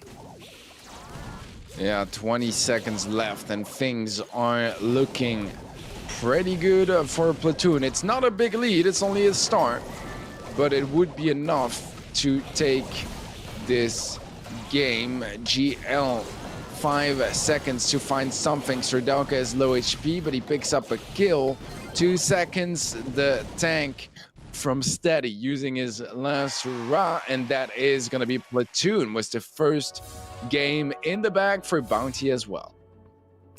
Yeah, that's looking much, much better. The patience came eventually, and you saw there that at the start of Golden Age, they were on the back foot, and I felt like, you know, they were just delaying the inevitable, I think is probably the right phrase to describe halfway through that game. But it's all that their passive structure was just a lot better compared to the side of Golden Age, and this seemed a lot more coordinated and, you know, orientated in terms of their fundamentals. It just seemed to be a much, much better approach compared to what we've seen before. But I'm not gonna lie, though, Golden Age just seemed much better. I thought maybe their mindset has gone out the window slightly after that second game of set number 1. We've seen it quite often with a lot of players, especially at this skill barrier. But no, at least Golden Age put up a better fight. But I'm not gonna lie, though, their mentality may go out the window if they do lose this next set, because Platoon only 1 game away now to being up 2-0 in the series, and it's not something you really want to be in. Well, no one wants to be in, Tilly. Let's at least be honest. So we go into the second set of game number 2, and you can see there that the comps are pretty similar, apart from the Byron and the Stu. And we'll see what happens here as Platoon do have the lead in this set, and they're looking to close out this set as well.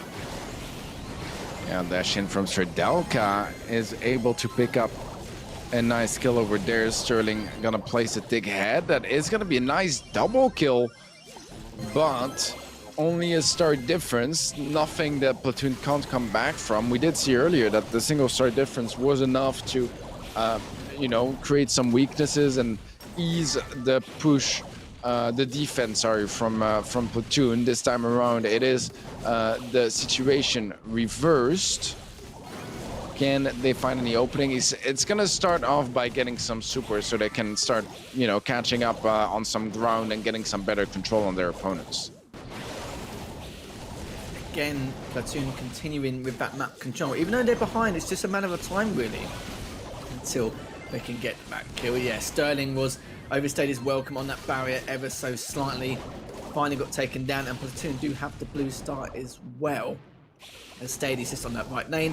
Tix is just trying to keep open back, which he has done. Sadelka is just there for support if need be with that Stu. Still done a fair amount of damage. Golden Ages can't really find any kind of window or any kind of room to try and make this push. Still keeping that map control, and the longer you keep that map control, the bigger the chance you can keep this lead without even taking any deaths or maybe getting a kill of your own. But so far so good. They're just getting out damaged and just getting outplayed and out aimed towards halfway through, but they're using that passive coordinated setup now, using those barriers to their advantage. But Sadelka was like, no, I'm having none of that. I'm going to go straight for you, Sterling, as he cleans him up. And see you soon as so weak on 616 HP. Surely this is going to be Platoon's game to lose. And yes, they do manage to take the game, take the set, and now they're up 2-0 in the series here, Teddy.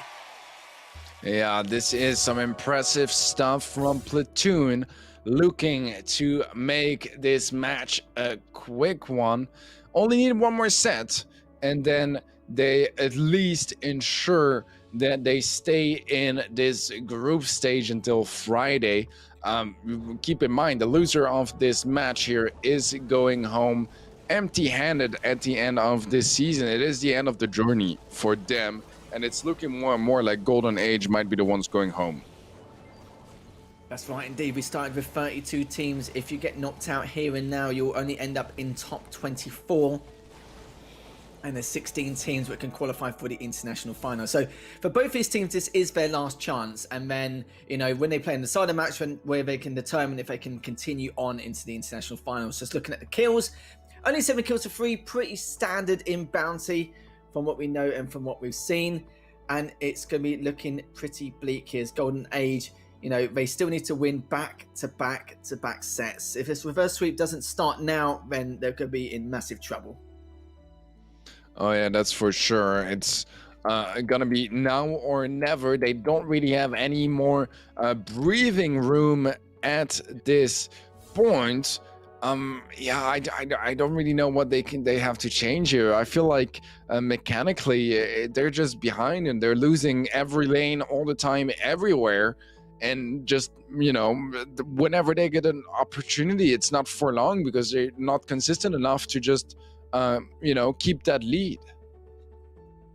Absolutely. It's going to be in a little bit of trouble right now. There are some teams where when it's this one-sided, there's so many mistakes which have been made. Like I always say, sometimes there's a shopping list. But when there is a shopping list of mistakes that you've made, you can't rectify it in a matter of minutes. It's near on impossible. You can make some improvements, but not enough to, take sets. Maybe the odd game, but that's if you're lucky. But saying that though, Alpen Gold managed to get the first kill. Sadie actually took down See You Soon, as Tick is now hiding on that middle ground with Stady there as well. So Sadelka is now trying to catch up, but he's just going to hold this angle on that left lane. And Sterling and Alpen are just sticking together, making sure they can try and stay alive. But Sadelka's pushing all the way through here, looking to see what he can actually do. As now, in terms of gems, Platoon is up 5-0.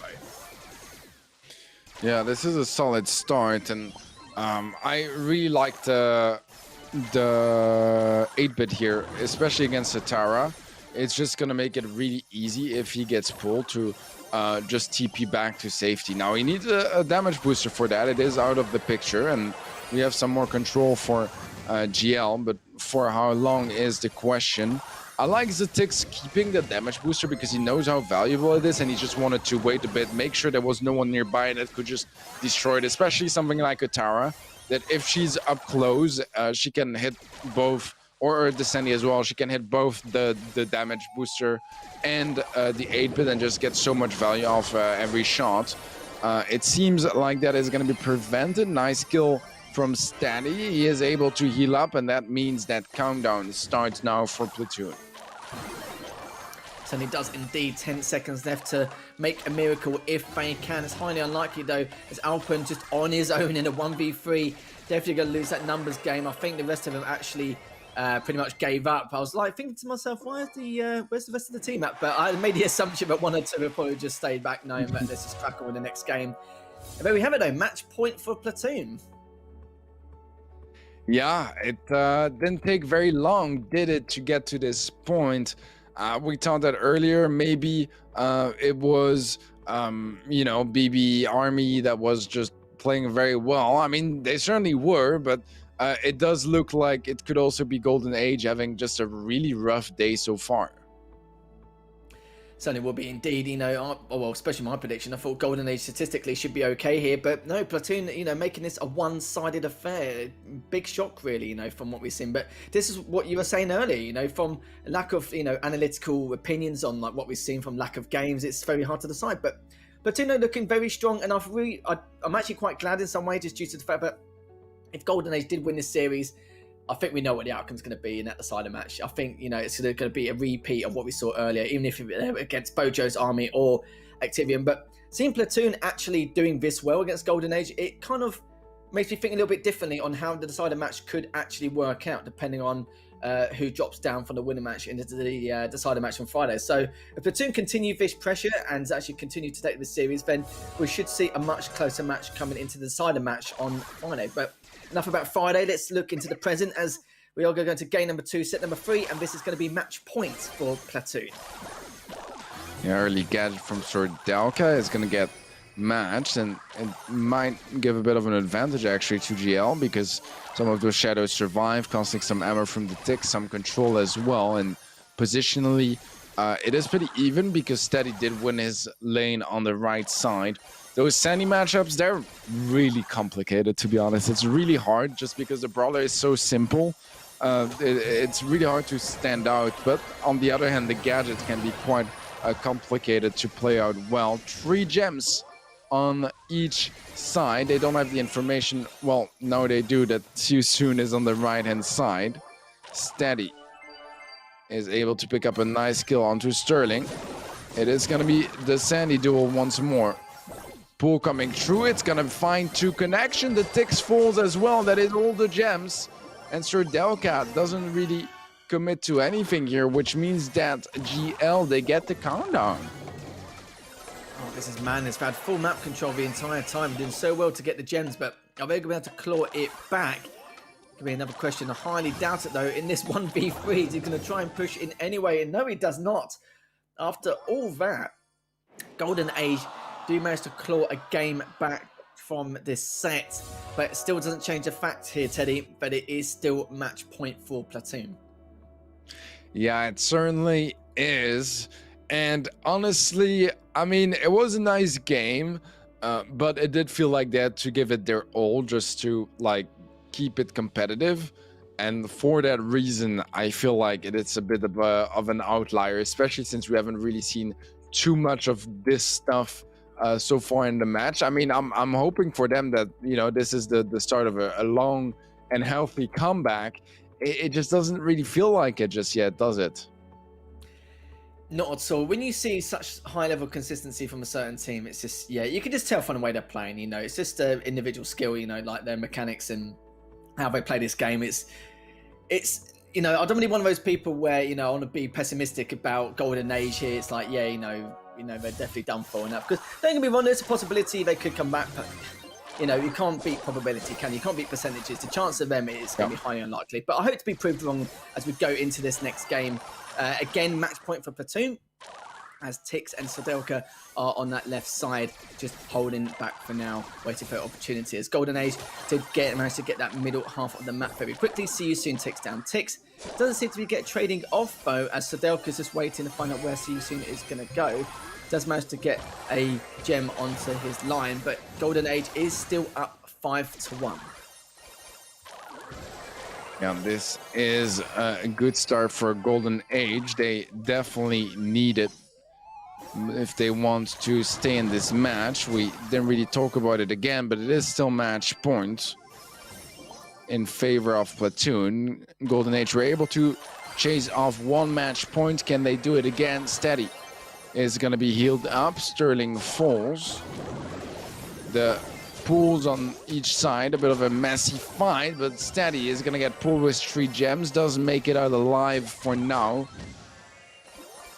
And so far, it's very chaotic, but it seems like the chaos is paying off better for Golden Age. Yeah, this isn't really strategic aggression, it's just mayhem in its finest. But it looks like now the stalemate has come in, as now Platoon are a little bit closer to that middle side, but now the gems are going towards the side of Golden Age, as Golden Age are up 8-7, only slightly now, but look at this, the push coming in from Platoon has pushed them all the way back, and I don't think expected another push like that coming straight away. This could be a massive game changer, as all the gems have been laid out into the ground.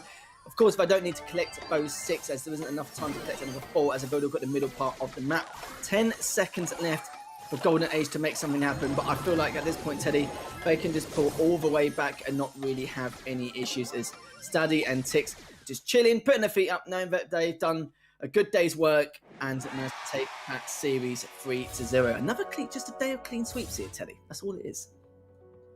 Yeah, this has been pretty convincing, hasn't it? On the side of Platoon, as they pick up the trio victory, move on to the decider match, which, you know, their opponents are still to be determined, because we haven't had our winners match of this group just yet. That is gonna be up next, and the loser of that one is gonna be facing Platoon in the decider match on Friday. The winner team, though, they are going straight to the international playoffs. Well, commiserations to the Golden Age. They are now out of the tournaments. They have placed 4th in this group, which means we'll not be seeing them again anytime soon, sadly. But well played from them. They had a good start in stage 1. They couldn't really make anything of it in stage 2. And congratulations to Platoon. They will be seeing them again in the decider match, which is happening this Friday against one of the losing teams here in the winners match. But looking at it, though, it doesn't look too one-sided. Literally a 4 kill difference in that set. But let's have a look at the match stats, the entire match here, Teddy. We can see 19 kill difference in comparison, a much larger amount, 39,000 more damage. So a bit more map presence from set 2 and 3 on the side of Platoon. Pretty standard ballers there, considering the modes we were watching. But I look forward to see Platoon compete in a decider match, because I do feel like after what we just saw, they're going to put up a much better fight against whoever drops down from the winner's side. Yeah, I agree. I mean, yes and no, you know what I mean? Because I feel like Activium versus Boja's Barmy Army is going to be quite even. And then, you know, like Activium did sweep Platoon earlier, so I don't really know. I feel like they do stand a chance. It does feel like they were much more confident, much more warmed up. It could be one of them teams that plays a lot better if their opponents are worse than them, because, you know, it's the only way with their current experience to really feel comfortable and to start popping off. So that could be the reason. I'm not so sure, as we have discussed a couple of times already. We don't know those guys all too well. It's one of their, you know, biggest moments in esports so far. You are absolutely right, and we do have our winners match coming up very soon. It's going to be a slobber knocker between Activium versus Bojo's Barmy Army, and we'll see that in a few minutes. But first, a few highlights from the last game.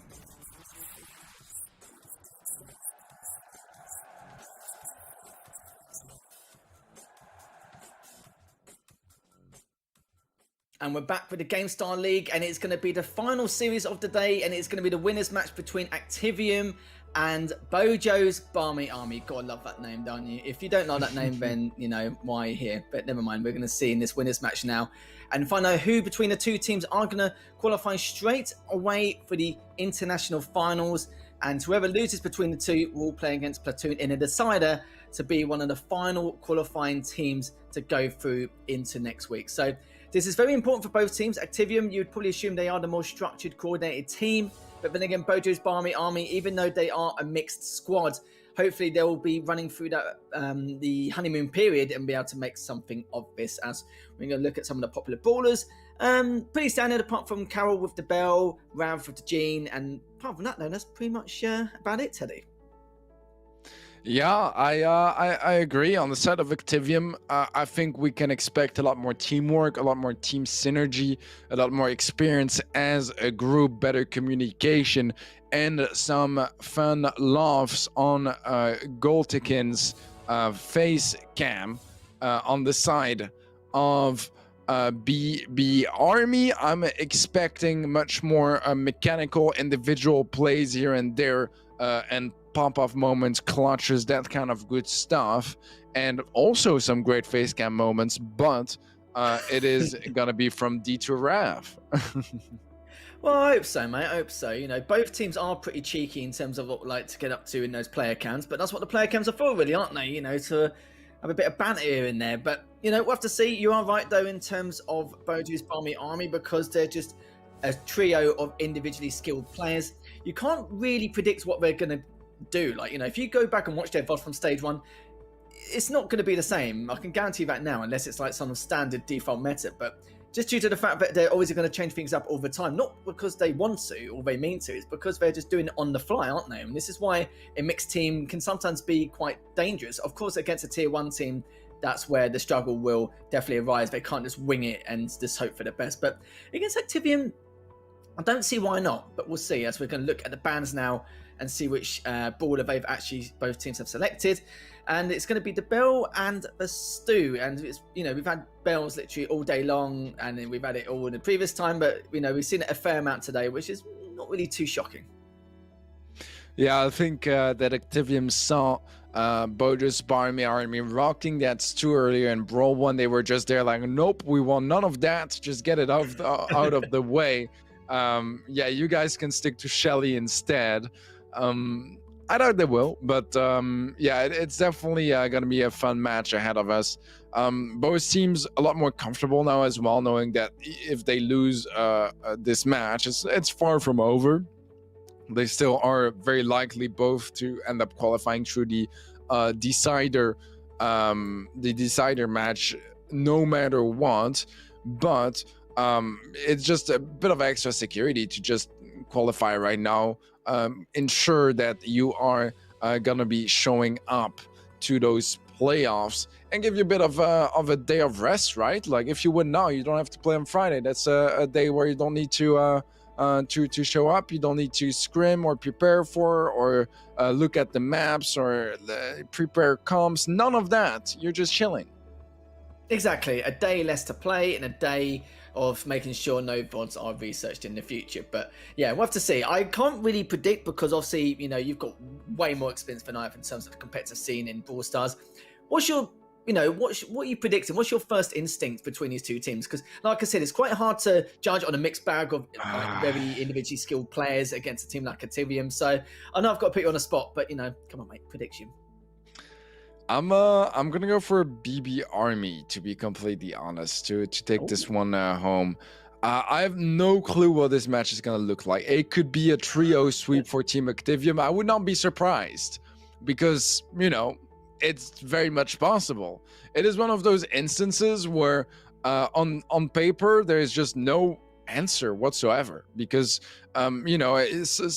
it's gonna really depend on how they end up playing right now. I would not give either team, like, say like those guys are like 55% more, like, I mean, whereas the other is 45. There's just no real odds because they have such different play styles, and it's gonna rely so much on their form in that match. If BB Army are able to pop off individually and mechanically just really shine, then they can absolutely stomp through Activium. But on the other hand, if Activium are able to pull out some more complex strategies that BB Army isn't prepared in the first place, or even just not prepared to face as their current team, then things are going to fall apart on their end. So there's so many different elements that just depend on how it's going to go down in the match, and less of their past and knowing the teams and all that kind of stuff, just because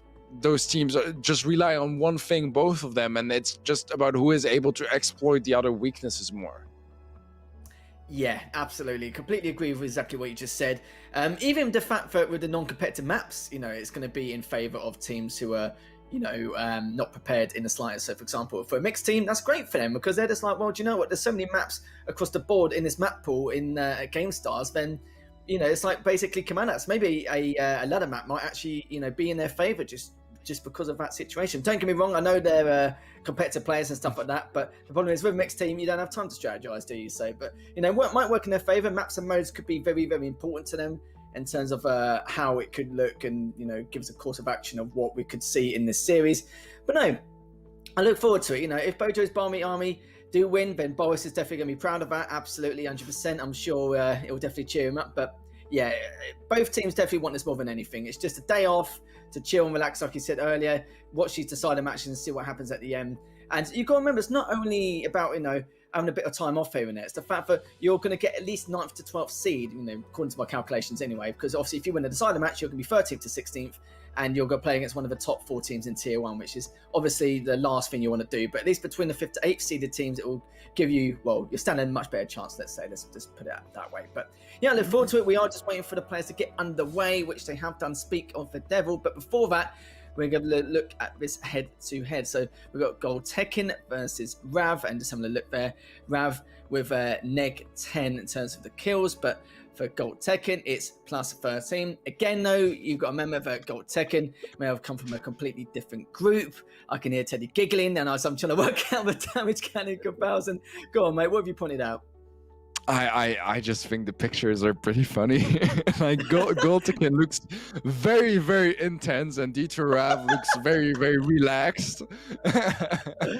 Like, I'm not knocking their appearance whatsoever. I just think the pictures are taken in a very interesting way. Like, man, Gold Tekken really looks pissed right now. He looked so funny during the broadcast, and now he just looks like he's coming for you. I mean, he is. That is true, but.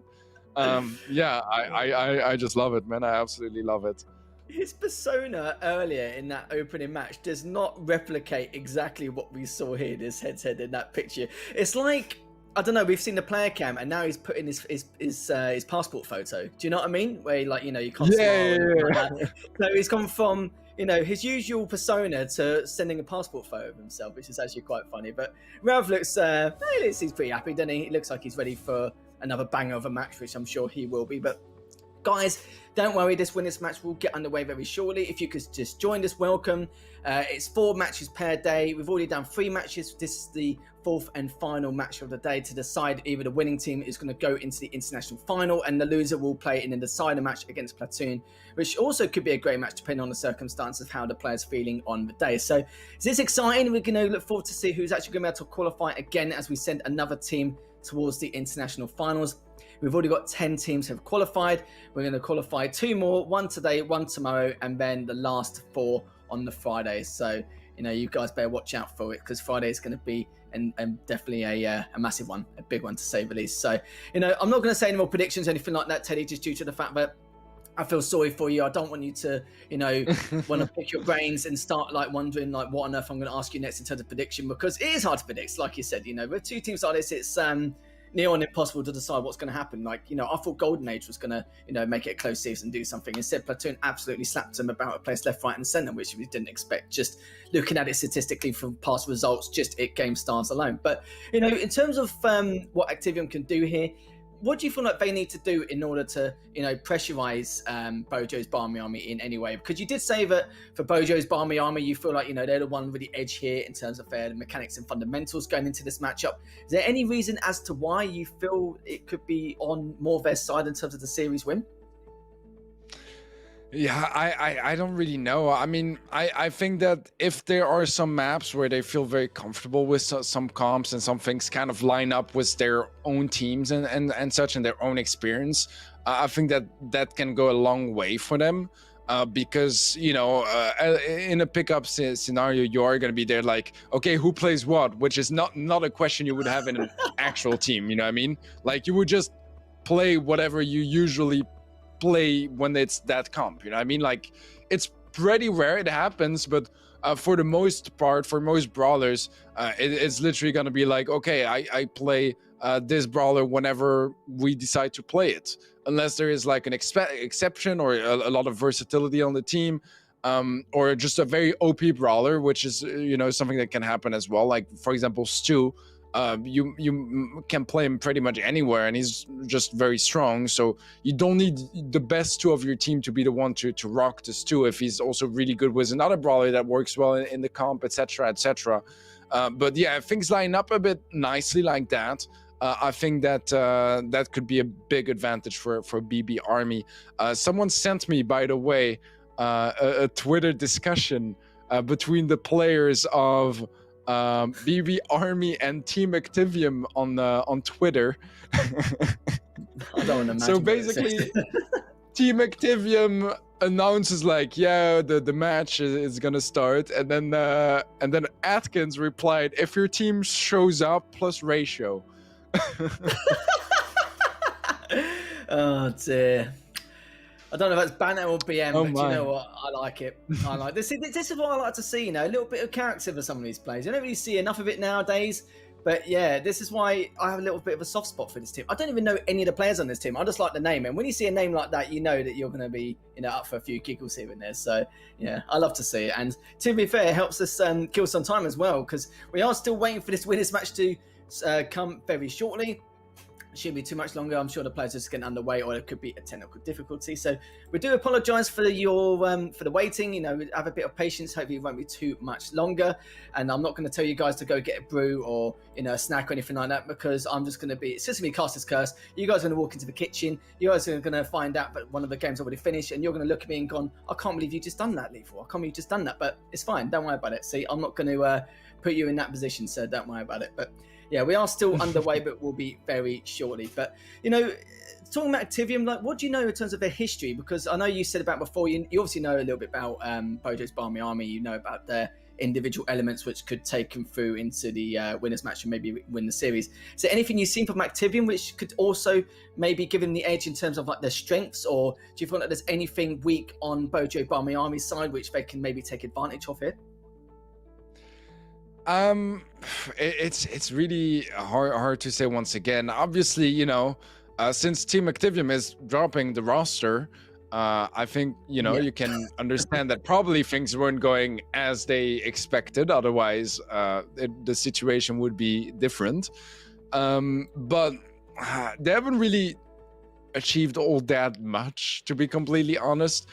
They are one of the best French teams, which is already like a commendable effort, but I don't really follow like French leagues and that kind of stuff, so I don't exactly know how well they are doing over there. I know that they are probably like the third or fourth best French team internationally, like in international events, but that isn't enough to make it to monthly finals. It isn't enough to make it to playoffs of the biggest events.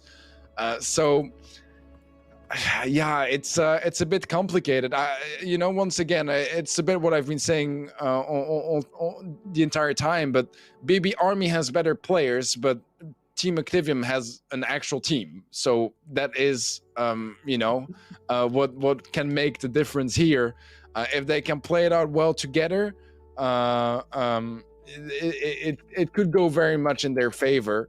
But on the other hand, yeah, I don't really know. I feel like if the synergy is good enough on BB Army, which we so far have seen, going pretty well. Like they only lost one match, I believe, and it was against a really good team. Let me look that up. It was against Zero Zone Spain. So a match that even if those guys were in a proper team, it wouldn't be crazy if they lost it.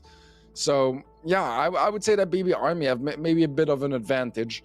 But yeah, it's really tough to say, and the longer we wait, the lesser we know, and that's pretty much how I feel about it at this point. I feel the same. It's literally structure versus run and gun, and that's it, and it's just going to collide from there. But yeah, because that's why it's very hard to predict. But yeah, I've seen a lot of mixed teams in the past, not just in Brawl Stars, obviously, but in other games where, they always get to a certain point, and then the barrier is normally the top teams, and top teams can control that. Unorthodox style of play and somehow in some way be able to overcome it, no problem. That's just due to, it's just due to practicing, really, isn't it, Teddy? If you put the practice in, and obviously it pays off eventually, which is why you see so many good teams in that tier 1 bracket. But I look forward to see Boris's boys actually be able to make an effort and be able to win this match if they can.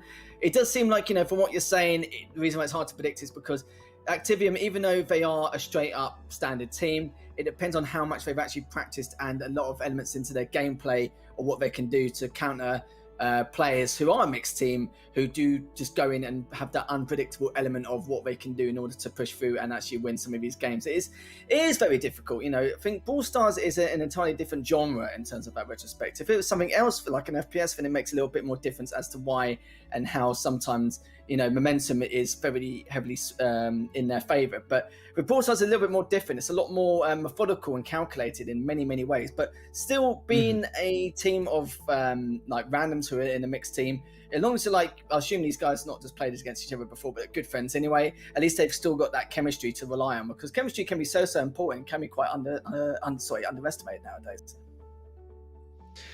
Yeah. I really agree. I feel like in some other games, like Brawl Stars is a bit of a mixed bag, in the sense that like it does require mechanics. You can do some insane mechanical stuff, but it's not as mechanically demanding as some other esports. There are some very deep elements of strategy and comps and meta and all that kind of stuff, and so many different game modes. But it does seem like there is a problem, and I suppose on the end of Activium as well. Not entirely sure what is up, but we will keep you guys updated in a couple of seconds about that, unless Lito maybe knows a bit more already. You're funny, Teddy. You probably know more than me, mate, in all fairness. But yeah, I think, guys, there's a chance that the match has been cancelled. We're not too sure exactly, but we're going to show you the bracket for now anyway. We're not too sure like who's forfeited, who's cancelled, which player it is. We'll probably find out in the bracket momentarily once we've seen the bracket to find out exactly what's going on. We do apologise for that. A little bit anticlimactic, as we've been hyping it up so much leading to it. And it's actually Bojo's Barmy Army who actually are the ones who are the victors in that series. It looks like one of the players in Team Activium could not compete. There was probably a problem in some way, and they couldn't go ahead with the series. So the players on Bojo's Barmy Army, obviously it's not the way they would like to win, but they are going to be satisfied knowing that they will be qualified for the international finals here. But Activium aren't out yet. Like, they still got plenty of time, still got the decider match to try and play against Platoon and have that second opportunity to go into the international finals on Friday. Yeah, it is an interesting result. I mean, I guess my prediction was right then, right? So like Go on, I'll let you have that one. Maybe it didn't really go down the way we expected, but the result is what I guess makes sense, which is better, I guess, right? Like, I'd rather get the favorite to get the free win than the other way around. Otherwise, you get some pretty weird stuff. With that being said, it does mean that Bojo's Barmy Army are going to be going to the playoffs and Activium will be having a decider match on Friday against Platoon, a team that they beat already earlier today, I believe. Yes, they did, I think. Yeah. Actually, now you're making me question it now. Let me just double check and make sure. I'm not sure either anymore. So Activium did actually beat Platoon 3-0. Yeah. So it means it's basically going to be a repeat on Friday. If the score's going to be a repeat, maybe. No, I'm not going to question it yet, but there's a pretty strong chance it could be a repeat. But yeah, it's understandable. It could be why Activium could be so confident that they're just like, okay, we'll let you have to win because we've got these player problems, and then we'll see you in the international finals, but just a different path and obviously different seeding. But yeah, we'll see. What happens on the Friday. Obviously, Platoon and Activium will be playing against each other on the Friday.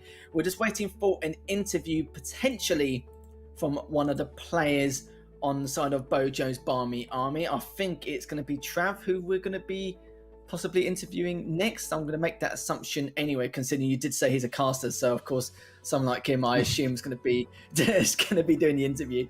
But yeah, it's been an interesting day anyway, to say the least here, Teddy. But it's just been pretty straightforward. Just some clean sweeps, very predictable matches. Just a shame we couldn't go ahead with a winners match, of course. Yeah, I think you absolutely nailed it there.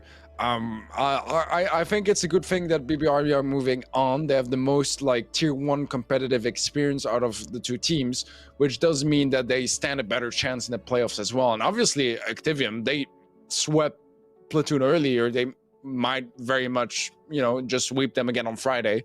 That is probably what we are going to expect. I mean, we've seen some interesting developments like that. Remember Module? It was against...